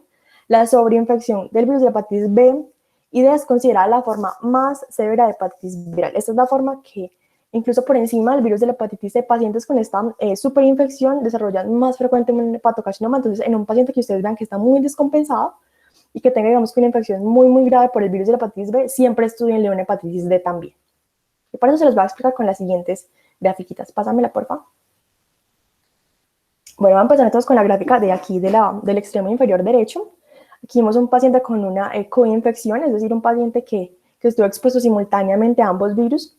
Como ven allí la línea, ahí está como moradita, y la naranja de abajo, que es el virus de la hepatitis B, están en el mismo tiempo, en el mismo periodo de tiempo, y la presencia de ambos virus, como pueden ver, está, digamos, que sea el mismo periodo de tiempo, como lo ven arriba, con los síntomas y con el alza en las transaminasas. Cosa contraria a lo que ocurre aquí en el extremo superior izquierdo, donde ustedes ven que tenemos de base la línea naranja, el antígeno de superficie del virus de la hepatitis B, y hay un periodo de tiempo el cual ese antígeno está solito, y luego llega la línea moradita de arriba, que es el antígeno delta, o el de la hepatitis D. Y justo cuando llega ese antígeno delta, como ven ahí en rojo, se elevan las transaminases. Entonces, ¿qué pasa? Ese era un paciente que ustedes venían, que venía, digamos, que podría estar en un periodo de incubación, o que venía, digamos, que de forma controlada, que tenía unos síntomas, digamos, que sutiles, entre comillas, y de un momento a otro, ¿qué pasa? Desarrolla falla hepática, se torna grave, se torna tóxico, es un paciente que se pone mal. Y se pone así, digamos que mal abruptamente, porque llega este virus de hepatitis delta a atacar también al hígado. Y digamos que esto es mucho para él, y allí vamos a tener, digamos, una elevación muy marcada de las transaminasas, y el paciente, pues como les digo, va a estar bien sintomático y también muy ictérico. Pásamela, por favor. Bueno, este es un mapa que da cuenta de la prevalencia del virus de la hepatitis D. Como ven, la prevalencia es bien diferente en cada región, en cada país del mundo, y vemos que en rojo está digamos que la prevalencia más grande. Pásamela, por favor. Bueno, este es un estudio que yo les quería traer. En este estudio, los autores de este artículo querían dar cuenta acerca de la prevalencia del virus de la hepatitis D en función de si este virus se encontraba, digamos, que en mayor proporción en los usuarios de drogas intravenosas, que es la gráfica que ven acá arriba, o en los pacientes con conductas sexuales de alto riesgo, que es la gráfica de acá abajo. Como pueden ver en la gráfica de arriba, tenemos más áreas en rojo, que son las áreas con la prevalencia, digamos, que más alta. Entonces ellos, digamos, que a grandes rasgos o de forma grande concluyeron que era más frecuente, o que había más riesgo de que, si yo soy un usuario de drogas intravenosas, de contraer la infección por el virus de la hepatitis D. Pásamela, por favor. Bueno, vamos a hablar entonces ahora de la biología y del ciclo de replicación del virus de la hepatitis delta. Si ustedes lo ven ahí, se los presento al lado izquierdo como siempre. Si ustedes lo ven, es muy similar al virus de la hepatitis B, y ya vamos a ver por qué. Dos cosas grandes de él: la taxonomía y la clasificación. Este virus, la verdad, es que es único en su especie, es un parásito de otro parásito, entonces es el único miembro de la familia de los deltaviridae, como el género de los deltavirus. Solamente tiene, digamos, que es, digamos, que similar un poco a otros virus encontrados en el mundo vegetal. Con respecto a sus características estructurales, este va a ser un virus esférico y que va a ser envuelto entre comillas. Pásamela, por favor. Y ya vamos a ver por qué ese envuelto entre comillas. Y son virus, como ven ahí, que es muy chiquitito. Pásamela, por favor. Bueno, aquí se los presento. Esta es la estructura del virus de la hepatitis delta. A este lado, al lado derecho, va a estar el virus de la hepatitis delta, y aquí, al lado izquierdo, como nunca le puede faltar, el virus de la hepatitis B. Si ustedes son, digamos, que bien observadores, se dan cuenta que el virus de la hepatitis delta, propiamente dicho, es solamente esa cadenita circular que ven ahí como en un azul clarito, y que a ese azul clarito lo están rodeando unas proteínas en moradito y en amarillito, que son las proteínas del antígeno delta, la grande y la pequeña, y que, digamos, que agrupando todo esto o envolviendo todo esto, están exactamente todas las mismas lipoproteínas del virus de la hepatitis B. Entonces, por eso digo que es un virus envuelto entre comillas, porque esta envoltura no es propia. Él se la robó, la hurtó, la tomó prestada del virus de la hepatitis B. Pásamela, por favor. Bueno, aquí vamos a hablar acerca del genoma de este virusoide. Este virusoide es un virus ARN. Su secuencia es más o menos como de 1700 nucleótidos. Este virus es en realidad el virus más pequeño que se ha descrito que infecta un mamífero. Es un ARN de polaridad negativa, lo cual también es bastante interesante. Y este ARN del virus, digamos que puede adoptar tres formas, que son las que ven allí. Entonces, la primera forma, que es la que ven ahí en rojito, es esta cadena, es monocatenario, es una cadena negativa, y esta cadena negativa, digamos que las bases dentro de ella tienen la posibilidad como de parearse, y eso es lo que hace que el virus adopte como esta estructura cilíndrica. La segunda que ven allí es la forma que ven en verdecito. Esto corresponde al antigenoma del virus, es decir, como arriba tenemos una cadena negativa, pues el complementario va a ser una cadena también monocatenaria positiva. Digamos que este ARN del virus tiene una particularidad bien importante, y es que él, por una serie de características intrínsecas de él, tiene unos puntos de autoclivaje. Entonces, en últimas, él, por diversos mecanismos y la interacción de estas dos, del antigenoma con el genoma, llega a la conformación de un ARN mensajero, que es el que ven ahí abajo. Y este ARN mensajero, pues como ven en el extremo 3' siempre tenemos la cola de Polía. Este ARN mensajero es el que va a dar lugar a la traducción de las proteínas del virus. Y estas proteínas del virus, pues la verdad es que solamente una. Todo este genoma, que es bien pequeño, pues codifica para una sola proteína, que es el antígeno delta. Ese antígeno delta, pues se puede clivar en una porción, digamos que grande o pequeña, y cada una de estas porciones tiene, digamos que ciertas propiedades o ciertas características durante el ciclo de replicación del virus, pero no me detendré en eso porque, como entenderán, es algo pues bien complejo a nivel molecular. Pásamela, por favor. Bueno, con respecto a la diversidad genética del virus de la hepatitis delta, al ser un virus ARN, pues siempre tendremos esa variabilidad genética tan grande. Los genotipos que se han escrito para él son 8. Como siempre lo hemos visto pasado en la hepatitis C, el genotipo 1 va a ser siempre el más prevalente de todos. Pásamela, por favor. Bueno, esta es una gráfica y de pronto no sé si alcanzan a ver bien. Esta gráfica da cuenta de la distribución geográfica de estos genotipos. Como ven, el genotipo 1 es el que son las bolitas azulitas, como ven, está por todo el mundo, es un genotipo ubicuo, y como siempre hay zonas, hay áreas que tienen un genotipo propio, entre comillas, como es el caso de América, con el genotipo 3, que son los circuitos naranjas, y el caso de regiones de África, como el circuito que ven allá, como el rosadito, que corresponde al genotipo número 8. Pásamelo, por favor. Bueno, este es el ciclo de replicación del virus de la hepatitis D. Devuélvete, por favor. Trataré de explicarlo, digamos que de una forma en que me entiendan y que sea, digamos que fácil para todos. Entonces tenemos aquí el virus, como ven allí, pues va a estar envuelto, rodeado por esta envoltura que se robó el virus de la hepatitis B. Para entrar el hepatocito, él hace contacto con ahí, no sé si lo alcanzan a ver, como con un receptor ahí que está como en rosadito. Este receptor es en realidad el cotransportador de sodio biliar, es el también llamado cotransportador sodio etaculurinato. Él hace en contacto con él y de ahí se cree que puede entrar por endocitosis a la célula. Entonces, él ya entra por endocitosis, pasa igual que con la hepatitis C, él queda dentro del endosoma, este endosoma se acidifica, se rompe esta envoltura o él se deshace de esta envoltura que le prestó el virus de la hepatitis B y se forma esa línea que ven ahí negrita con los punticos blanquitos, que es el complejo ribonucleoproteico. Este complejo se va, no pierde tiempo, como su nombre lo indica, se va, digamos que hacia el núcleo de una vez, y allí en el núcleo, digamos que él toma dos caminos. O sea, no es que tome uno o el otro, no, o sea, él toma los dos, pero en momentos simultáneos. Entonces, el primer camino es en el cual aquí ya dentro del núcleo, este molde o esta cadena negativa pues sirve de molde para la creación de una cadena positiva. Esto ayuda también por la forma del antigenoma que les comentaba, que es otra forma del ARN del virus. Y así es como él va a replicar su ADN. Como se imagina, el proceso es más complejo, pero estoy tratando de simplificárselos para ustedes. El otro camino que él va a tomar es por estas formas del ARN que él adopta, que el cual se va a convertir en un ARN mensajero, que allí se va a traducir en su famoso antígeno delta o en su proteína delta. Como les comentaba, como no hay virus de la hepatitis D, sin que haya un virus de la hepatitis B, pues ¿qué va a pasar? En este punto ya tenemos el antígeno delta formado, ya hemos replicado nuestro ARN, y como este patocito ya está previamente infectado con el virus de la hepatitis B, pues ¿qué va a haber en su citoplasma? Pues va a haber el antígeno de superficie de la hepatitis B en muchas cantidades. Entonces, ¿qué hace el virus de la hepatitis delta?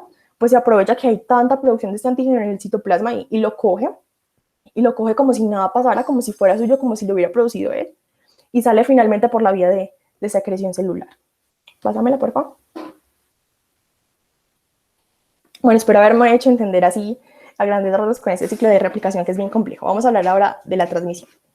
Como entenderán, dado que este virus de hepatitis delta depende del virus de la hepatitis B, pues las formas de transmisión van a ser las mismas, sexual, parenteral, vertical y horizontal, pero quiero hacer hincapié en quienes están en riesgo.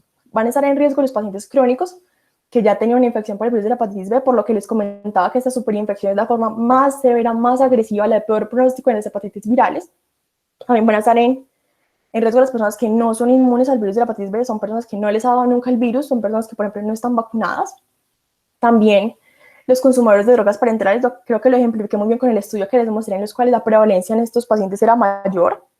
Vamos a también tener los practicantes de conductas sexuales de alto riesgo, como por ejemplo lo son los individuos MSM, hombres que tienen sexo con hombres, y las trabajadoras sexuales sobre todo, inmigrantes de países con alta prevalencia. Por ejemplo, yo que estoy en África, donde la prevalencia es muy elevada, me vengo aquí, digamos que a América, donde la prevalencia no es tal, y traigo, digamos que mi genotipo exótico raro de África lo traigo aquí a América, donde el genotipo es uno completamente diferente. Pásamela, por favor. Bueno, aquí yo ahora nuevamente le doy la palabra a Sergio para que ya, digamos que vayamos llegando al final de esta charla.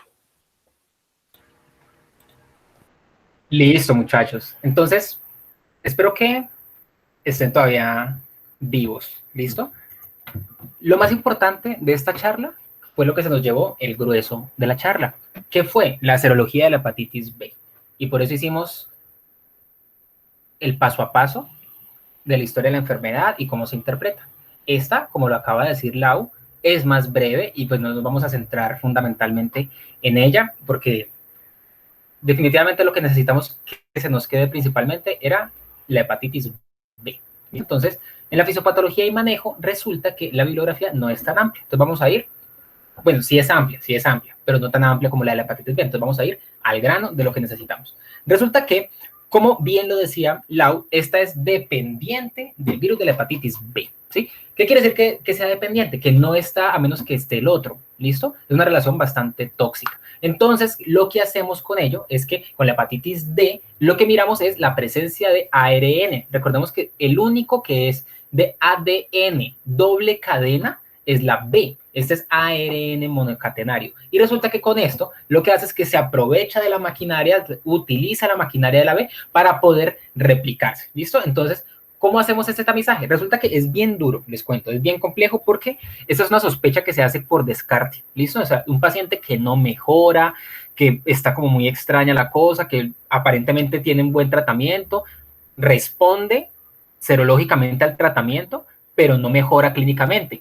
Es probable entonces que esté cursando con una hepatitis D posterior a la hepatitis B. Entonces, por eso es que tenemos que hacer ese tamizaje y lo hacemos con ARN, ¿sí? Y si es negativo, entonces listo, tranquilos, no pasa nada, todo bien. Pero, resulta que si es positivo, entonces, sin importar cuál sea el serotipo al genotipo al que nos estemos enfrentando, podemos utilizar, de acuerdo a la bibliografía, interferón pegilado. Pero, ¿qué es lo que pasa? Que a diferencia de la hepatitis C, ¿sí? Y a diferencia de la hepatitis C, que tiene un tratamiento teledirigido, es muy exacto a cada una de las enzimas, la hepatitis B no es tan teledirigido, pero es bastante estrecho su margen.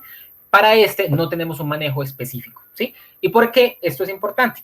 ¿Qué vamos a utilizar en ello? Lo mismo que utiliza el cuerpo. ¿Se acuerdan cuando hablábamos de la historia de la hepatitis C? Entonces, ¿qué hace el cuerpo ante una infección viral? Pues producir interferón. Y resulta que en Colombia producimos mayores niveles de interferón, ¿sí? Por eso también es que la respuesta a la toxoplasmosis ocular es tan grave en Colombia, ¿sí? Porque los colombianos, siempre triunfando, tenemos un exceso de interferón y eso nos trae también consecuencias negativas. Así que, ¿aquí utilizamos? Interferón. Pero, obviamente, se han intentado hacer otras cositas, otros estudios para ver qué logramos hacer. ¿Se acuerdan que con la C siempre era interferón ribaviridina hasta que logramos sacar los que eran teledirigidos? Bueno, pues resulta que hay varios estudios. Por ejemplo, este es uno de ellos en donde intentaron utilizar interferón pegilado, ¿sí? En monoterapia, pero en monoterapia o combinado con ribaviridina, ¿sí? Porque había algunas personas que decían, no, pero es que la ribaviridina tiene menos efectos adversos, pues no se va a sentir tan maluco el paciente y qué tales. Y resulta que los resultados de estos fue que combinar el interferón con la ribaviridina no influyó en absoluto en los resultados, ¿sí? No nos vamos a extender aquí con todas las gráficas como en la conferencia pasada, porque si no esto se nos hace eterno, pero quedamos con interferón. Hay otros estudios que están en fase 2, ¿sí? Esperemos a ver qué va a pasar con ellos, pero por ahora, interferón pegilado. Bueno, aquí vuelvo yo nuevamente ya para, digamos que finalizar nuestra charla. Voy a hablarles entonces de la prevención de la hepatitis B y la prevención de la hepatitis D. Las agrupo sencillamente porque para prevenir la hepatitis D se requiere prevenir la hepatitis B porque, como les comentaba, no hay hepatitis delta sin la presencia del virus de la hepatitis B. Entonces vamos a tener dos formas principales de hacer esta prevención. Tenemos por un lado las medidas de saneamiento. Aquí hago hincapié sobre todo en el uso sistemático del preservativo y las prácticas sexuales seguras. Y por otro lado, el manejo de los objetos cortopunzantes. Este manejo de objetos cortopunzantes se refiere sobre todo al manejo de estos objetos en el ámbito, digamos que sanitario, con la capacitación del personal. También lo que les comentaba de estas políticas de atención integral a los usuarios de drogas intravenosas y también incluso a los practicantes de acupuntura y a los tatuadores, que como saben ahora, pues los tatuadores son, digamos que una práctica bastante frecuente. Entonces, en ellos también se deben tener estas medidas de saneamiento. Por otra parte, otra medida de prevención muy importante es la inmunización, la cual, como saben, me gusta bastante y aquí me voy a detener mucho. Tenemos dos formas de inmunización, pasiva y activa. Entonces vamos a ver la primera, que es la pasiva. Ahora sí, pásamela, por favor. Bueno, la inmunización pasiva consiste en la administración de gamma-globulina, en este caso la denominan hiperinmune, porque la concentración de anticuerpos de esta gamma-globulina es superior a los 100.000 unidades internacionales, lo cual es bastante. Esta gamma-globulina, pásamela, por favor, se ha demostrado que va a ser mucho más efectiva cuando se administra a las 48 horas después del contagio, es decir, que la indicación de ella va a ser siempre post-exposición. Como veíamos que no pasaba en la hepatitis, en la AILA que tenía algunas indicaciones pre-exposición. Pásamela, porfa. Estas son las indicaciones, devuélvete. Estas son las indicaciones de la inmunoprofilaxis pasiva. Tenemos en primer lugar la profilaxis de la transmisión vertical. No me detendré en este punto porque más adelante se los voy a comentar de forma más extensa, más detallada. La otra indicación es la transmisión sexual, es decir, si yo tengo contacto sexual con un paciente que yo sé que está infectado por el virus de la hepatitis B, que tiene un antígeno de superficie positivo, pues en menos de 14 días lo ideal es que yo vaya y me aplique esta inmunoglobulina. Y también tenemos esta otra indicación que me pareció muy curiosa, que es la reinfección del hígado trasplantado. Es decir, yo tengo hepatitis B, estoy en un estado crónico, me van a trasplantar un hígado, pero no sabemos si ese hígado también tenga la hepatitis B, entonces me aplican la inmunoglobulina para prevenir esta reinfección. Ahora sí, pásamela. Bueno, ahora vamos a hablar de la inmunización activa. Aquí sí me voy a detener un poco. Cuando hablamos de inmunización activa, hablamos de vacunas. En este caso, estas vacunas, pásamela por favor, tienen una tasa de seroconversión muy alta. Se habla que es cercana al 95% de los individuos que se vacunan y ya vamos a ver por qué esto es importante. Pásamela por favor. Aquí, estos tipos de vacunas vamos a tener dos. La primera, los derivados del plasma, es decir, que a una persona, digamos que ya tuvo la infección, se le extraen este antígeno de superficie del virus. Y la segunda, que son las más usadas, las ampliamente distribuidas, que son las vacunas recombinantes, las cuales digamos que se le pone a una levadura o en algunas células de mamíferos se pone digamos que a producir este antígeno de superficie que, como lo comentaba Sergio, era bien importante. Pásamela, por favor. Bueno, ¿en quiénes va a estar indicada esta vacunación? En primer lugar, como ven ahí, en todos los niños. Ya vamos a ver cómo ocurre para el caso particular de Colombia. También va a estar indicada en el personal ocupacional, el personal sanitario, personas que tienen contacto, digamos que directo o frecuente con la sangre que puede estar contaminada. También vamos a tener que vacunas indicadas en los pacientes renales crónicos, sobre todo aquellos que se someten constantemente a procesos de diálisis, de hemodiálisis. También, como les comentaba, en trabajadores sexuales, en pacientes que tienen contacto sexual con una persona infectada, también en usuarios de drogas ilícitas y también muy especialmente en pacientes que son VIH positivos, como se los comentaré más adelante, y en pacientes que ya tienen una enfermedad crónica, por lo que les comentaba antes, con el fin de disminuir, digamos, que este daño que se le puede dar al hígado. Pásamela, por favor. Entonces vamos a hablar acerca de la primera indicación que, como les comentaba, era en todos los niños. Aquí les traigo el esquema de vacunación para el caso puntual de Colombia. Digamos que la vacuna, en un primer lugar, en un primer momento, fue diseñada para ser aplicada en 3 dosis, pero vamos a ver que aquí en Colombia y en algunos países, en muchos países, se aplican en realidad 4 dosis. ¿Por qué 4 dosis? Porque la primera dosis debe ser aplicada en el recién nacido antes de las 12 horas de vida. Es decir, el niño nace, muy prontamente se le aplica la vacuna de la hepatitis B. Y luego, como vamos a ver ahí a los 2, a los 4 y a los 6 meses, se aplican otras 3 dosis. Y se aplican, esta vacuna, como les comentaba, es muy segura, muy eficaz.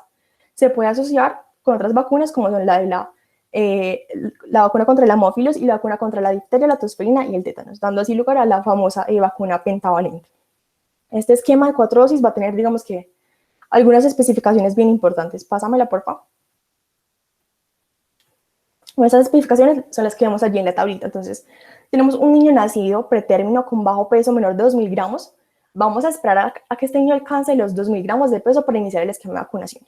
Pero esto lo vamos a hacer si y solo si la madre de este niño es negativa para el antígeno de superficie. Si este niño es pretérmino, tiene bajo peso al nacer, pero la madre es positiva, que es la fila que ven abajo, sin importar que le vamos a aplicar la vacuna antes de las 12 horas de vida.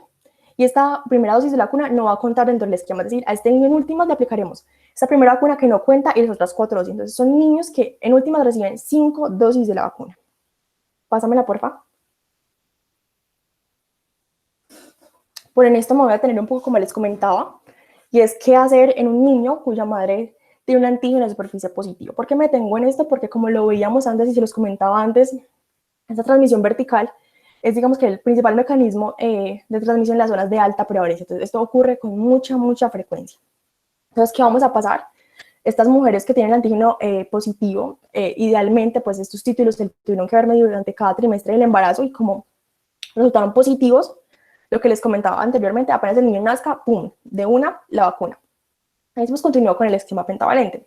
Pero, ¿qué vamos a hacer? Estos niños que nacieron, ya les apliqué les vacuna, al mismo tiempo les debo aplicar la inmunoglobulina hiperinmune que les comentaba. Es decir, tenemos una mamá que es seropositiva, nace su hijo, inmediatamente le aplico la vacuna y la inmunoglobulina hiperinmune. Pásamela, porfa. Bueno, en estas madres que son seropositivas también se tiene que hacer otra distinción muy importante, es evaluar en ellas la viremia, es cuantificar las copias de ADN del virus en la sangre. Entonces se toma como punto de corte 2 por 10 a las 5 unidades por mililitro. También hay que ver si estas madres tienen el antígeno B positivo o no, porque como lo comentaba Sergio, ese antígeno B es un indicador de la replicación viral, es decir, eso nos está diciendo si la madre es infecciosa o no. ¿Y por qué se debe tener en cuenta esto? Porque en madres con viremias tan elevadas, digamos con una tasa de replicación muy elevada, se ha visto que la vacuna podría, y hago énfasis en podría, digamos que perder su capacidad protectora. Entonces, ¿qué vamos a hacer? Pásamela, por favor. Vamos a aplicar profilaxis con antivirales. Esta profilaxis se va a realizar en la madre, porque en el niño vamos a estar aplicando la vacuna y la inmunoglobulina, apenas nazca. Entonces, esta profilaxis la podemos hacer con estos 3 medicamentos que ven allí. Pásamela, por favor. Pero sobre todo las guías van a recomendar la aplicación de tenofovir. ¿Y esto por cuánto tiempo lo vamos a hacer o cómo lo vamos a hacer? Pásamela, por favor. Yo me lo aprendí así, 3 meses antes y 3 meses después. ¿Por qué? Porque esta profilaxis la vamos a hacer en el último trimestre del embarazo, es decir, 3 meses antes del parto, y la podemos continuar hasta 3 meses después del parto. Sí, solo si estamos utilizando el tenofovir, no para tratar el virus, sino, digamos que de forma profiláctica. Pásamela, por favor. Bueno, ahora, ¿qué va a pasar si nos nace un niño, pero no sabemos el estado infeccioso de la madre? Entonces, sí o sí, por este lado, vacunación antes de las 12 horas de vida. Siempre vacunación antes de las 12 horas de vida, mandatorio. ¿Y qué vamos a pasar? Como no sabemos el estado infeccioso de la mamá, pues tenemos que averiguarlo. Entonces, ¿qué vamos a hacer? Tomarle los títulos de la antígeno de superficie a la madre. Si son positivos, pues seguimos el esquema que ya les comenté y le aplicamos de inmunoglobulina al niño antes de los 7 días de nacido. Pásamela, por favor. Dale, pásala. Dale. Bueno, eso era en cuanto a los niños. Ahora me voy a referir a qué pasa en los adultos. Como les comentaba, la vacuna en un primer momento fue diseñada para cumplir un esquema de 3 dosis, 0, 1 y 6. Es decir, tú aplicas la vacuna ahora, o un mes aplicas una segunda dosis y dentro de 6 meses aplicas la tercera dosis. Ese esquema varía un poco en cuanto a la casa que produce la vacuna, digamos al sitio donde la vas a aplicar, al gobierno, bueno, muchas cosas. Pero en general es 0, 1 y 6. Incluso en algunos países es 0, 2 y 6, o 0, 1 y incluso hasta un año, pero siempre para que se les quede 0, 1 y 6. Y una vez tú, digamos, que aplicas esta vacuna, como les comentaba, la seroconversión es mayor del 95%. La verdad es que los anticuerpos no se miden de rutina. Entonces, ¿qué vamos a hacer? Pasarle, por favor. Vamos a medir los anticuerpos en grupos seleccionados. ¿Quiénes son grupos seleccionados? Trabajadores de la salud, pacientes VIH positivos, pacientes usuarios de drogas intravenosas, pues digamos que de forma común o constante, pacientes con enfermedad hepática crónica y pacientes renales crónicos. Pásamela, por favor. Este es el esquema para los pacientes o para los adultos VIH positivos. Se los quise traer porque es un esquema, digamos que bien interesante. En estos pacientes vamos a ver que el esquema de vacunación, digamos que cambia en función del conteo de CD4, porque van a cambiar los porcentajes de seroconversión. Cuando esos pacientes tienen un conteo de CD4 mayor a 500 células, se habla que su porcentaje de seroconversión es cercano al 87%. Si por el contrario tenemos un CD4 entre 200 y 500, oigan esta cifra. La seroconversión baja del 87% hasta el 33%. Y si este CD4 son menores de 200 células por mililitro cúbico, no se garantiza que haya seroconversión. Entonces, para estos pacientes VIH positivos, tenemos que tener primero el conteo de CD4 antes de aplicar la vacuna. Y siempre se les debe medir los anticuerpos a ellos. ¿Y por qué esto es importante? Porque las vacunas tienen como fin, ustedes lo saben, digamos que despertar el sistema inmune, digamos que aumentar la respuesta inmune, y si es un paciente de VIH positivo, que vemos que el sistema inmune pues está alterado, disminuido, en esos pacientes, ¿qué va a pasar? Vamos a tener, 1, títulos de anticuerpos más bajos, y 2, esos anticuerpos van a durar, digamos que en un menor tiempo, son anticuerpos que no perduran, digamos que 20 años, 70 años, son anticuerpos que duran muy poco tiempo. Pásamela, por favor. Dale, la que sigue. Bueno, este algoritmo que les traigo aquí es el algoritmo de vacunación para el personal de la salud. En este caso, nosotros somos individuos en alto riesgo de contraer, digamos que la infección por el virus de la hepatitis B. ¿Y qué va a pasar en nosotros? Nosotros vamos a cumplir nuestro esquema vacunal, nuestra pauta vacunal, de forma normal, con las dosis que les comentaba, 0, 1 y 6. Pero después de esto, nosotros nos tienen que hacer una cirugía. Nosotros nos tienen que medir los anticuerpos contra el antígeno de superficie. Entonces, ¿qué va a pasar? Tenemos 2 caminos. Por este lado, nuestros títulos de anticuerpos sean mayores a 10.000 unidades internacionales, entonces pues, todo súper bien. Hicimos seroconversión, estamos inmunizados. Tenemos protección hasta por 20 años con la vacuna, Pero ¿qué pasa si no? Si no, pues lo que tenemos que hacer es aplicarnos nuevamente otro esquema vacunal, otra pauta vacunal completa de 0, 1 y 6, y preferiblemente con una casa comercial diferente, es decir, con una vacuna, digamos que de otra marca diferente. Luego de completar este esquema 0, 1 y 6, pues nos toman otra serología, nuevamente nos toman anticuerpos contra el antígeno de superficie, y tenemos dos cambios otra vez. Anticuerpos mayores de 10 unidades internacionales, súper bien, estás inmunizado, cero convertiste. Pero si no, ¿qué va a pasar? Te vamos a clasificar como un individuo no respondedor. Que seas no respondedor quiere decir que, a pesar de todos los esfuerzos, pues no hiciste cero conversión contra el virus de la hepatitis B y tristemente no estás protegido contra él. Esto, si bien digamos que puede sonar un poco aterrador, estos individuos, si son trabajadores sanitarios, pues la verdad es que la OMS no recomienda que se tomen medidas extras o precauciones extras con estos individuos, sino que naturalmente pues no está de más ser un poco más cautelosos, porque esos individuos cuando presentan un accidente de riesgo biológico siempre se tienen que notificar que son no respondedores y se tiene que proceder de inmediato a la aplicación de la inmunoglobulina hiperinmune, como les comentaba. Pásamela, por favor. Bueno, niños, eso es todo lo que les queríamos comentar hoy. Sé que nos extendimos un poco, pero digamos que queríamos dejarles mensajes grandes. Creo que nuestro objetivo se logró. Le agradecemos mucho a todos ustedes por su atención, por habernos acompañado hoy. Aquí siempre les dejo esta foto, que es la foto de mi familia. Sergio y yo estamos prestos a escucharlos si tienen alguna recomendación, alguna inquietud, una pregunta. Y como siempre, muchas gracias por estar aquí hoy. Muchachos, muchísimas gracias. En serio, ambas presentaciones creo que fueron demasiado buenas. Personalmente creo que por fin entendí el patrón de anticuerpos y antígenos de hepatitis que no pude durante toda la carrera. Entonces, en serio que hicieron un excelente trabajo. Las dos revisiones muy completas, trajeron todo. Yo creo que no faltó nada por abarcar, en serio que muy destacable. Yo quisiera hacer unas preguntitas de los temas que se revisaron en la conferencia anterior y esta para los participantes, ¿cierto? Quisiera preguntarles sobre las crioglobulinas. Sergio, la conferencia pasada manifestaba que la hepatitis C podría tener múltiples, digamos, manifestaciones extrahepáticas, y eso es muy importante en el diagnóstico, ¿cierto? Una de ellas es la crioglobulinemia. Entonces la pregunta para los muchachos es, ¿qué es una crioglobulinemia y qué tipo de crioglobulinemia produce la hepatitis C y qué complicaciones derivan esas crioglobulinas o más o menos qué manifestaciones clínicas produce? Para los que les guste bastante la interna.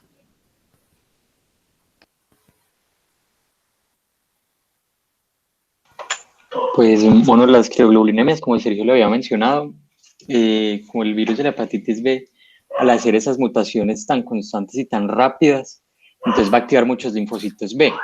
Eso por un lado. Y por otro, pues se menciona que también el virus de la hepatitis C también tiene interacción con los CD81 presentes en los linfocitos B. Entonces esto va a generar una activación biclonal de linfocitos B. Entonces eso lo volvería una crioglobulinemia mixta, si no estoy mal. Entonces eso sería como el tipo 2B. Bueno, la verdad de esa clasificación no me acuerdo muy bien, pero entonces hace que se produzcan anticuerpos policlonales, sobre todo tipo IgM. Entonces pues se va a generar la crioglobulinemia. Entonces estos pacientes con el frío pues van a tener estos complejos inmunes. Entonces esos complejos inmunes pues van a activar una respuesta inflamatoria desencadenada con el frío, entonces especialmente pues por las noches o cuando se exponen a estas temperaturas bajas. Entonces por lo general pues hay como artralgias por la inflamación tan sostenida y tan prolongada, hay púrpuras también en algunos casos, hay nefropatía pues, o problemas renales, falla renal, y es la gran mayoría de casos de crioglobulinemia está con hepatitis C.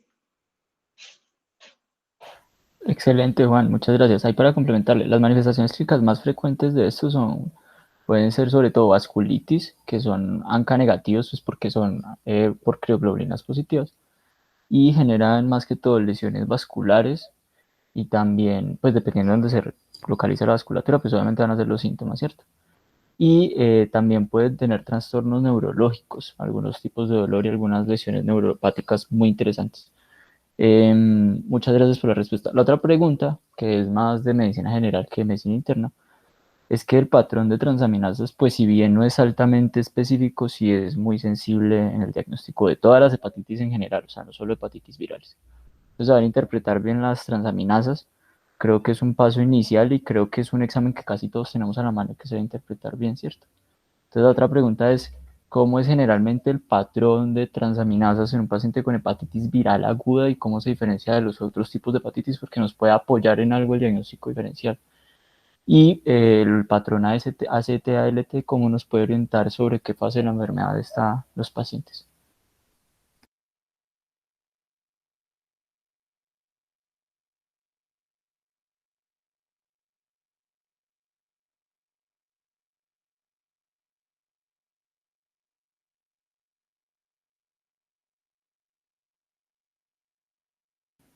Bueno, no sé si de pronto uno de los muchachos de AMSE quiera responder. Por ahí veo a Juanse. De pronto de Gram Luis Aguirre se anima. María Laura. Alejandra.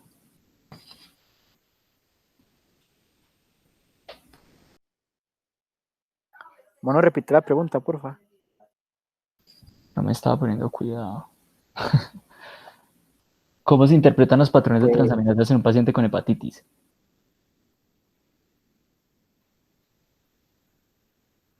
¿Qué rangos? ¿Cómo nos orienta el patrón AZLT?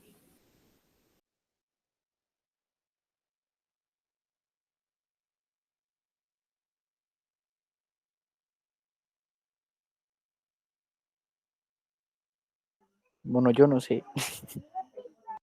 Pues bueno, es como ya lo hemos mencionado ya varias veces, la AST, pues por la mnemotecnia de la S es systemic y el AL de liver, entonces eso indica pues como es más específica de hígado. Sin embargo, en las hepatitis, pues en estos casos de elevación de la AST y la ALT, uno puede hacer un índice que se relaciona a AST a ALT, que es dividir ambas. Entonces, pues ya dependiendo del resultado que dé eso, ya es más indicativo pues de alguna causa o de otra. Creo que también lo relaciona con hepatitis alcohólica dependiendo de si está mayor de 2 el índice es alcohólica y si está mayor de 1 ya puede ser viral o puede ser un hígado graso pues u otras cosas así. Y si está menor, la verdad no sé, pues si es menor de 1 pues ya creo que es algo extrahepático. Bueno, hay algunas cosas que son ciertas y otras que son incorrectas. Lo primero es el rango del valor. Entonces, generalmente los pacientes, cuando elevan más de 10 veces las transaminasas sobre el valor de base, generalmente es una hepatitis viral o algo muy grave como una fiebre amarilla. O sea, estamos hablando de un trastorno hepático agudo fulminante muy severo. Los pacientes con hepatitis viral son los que más elevan, entre todas las hepatitis, los que más elevan digamos, las transaminasas. Esto es muy importante, valores superiores a 1000, como lo dicen por acá en el grupo, sobre todo valores superiores a 2000 son altamente sugestivos de hepatitis virales o de trastornos muy severos del hígado, ¿listo?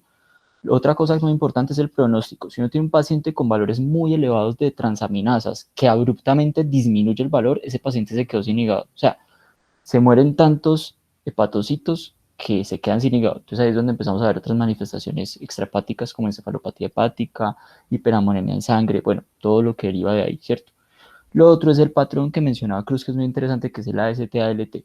Cuando estamos en valores muy altos, pero el patrón AST-ALT es menor a 1, la relación eso es de hepatitis viral aguda. Y conforme progresa la enfermedad, la que va persistiendo es la ALT y no la AST, como lo dijo Cruz. Entonces, la relación empieza a disminuir. Entonces, ya no es menor a 1, sino que la relación empieza a caer. Entonces, cuando ese valor da mayor a 2 o mayor a 4, ya es que el paciente está progresando una hepatitis crónica y ya no es aguda, sino que está entrando en una hepatitis, digamos, una cirrosis hepática. Entonces, es algo que cuando uno tiene un paciente hospitalizado, le hacen mediciones periódicas que no mejoran porque realmente sus pacientes se complican mucho, le puede orientar sobre qué momento la enfermedad está, además pues de todos los anticuerpos y marcadores pues, que mencionó Checho en la conferencia. Bueno, esos eran como los dos aportecitos que yo quería hacerles. Muchísimas gracias, en serio. No sé si alguien quiera preguntar algo, quiera aportar algo más. Hombre, no, muchas gracias. Gracias a ustedes porque fue muy grato estar aquí. Así que de verdad, gracias a ustedes también. No, yo solamente quería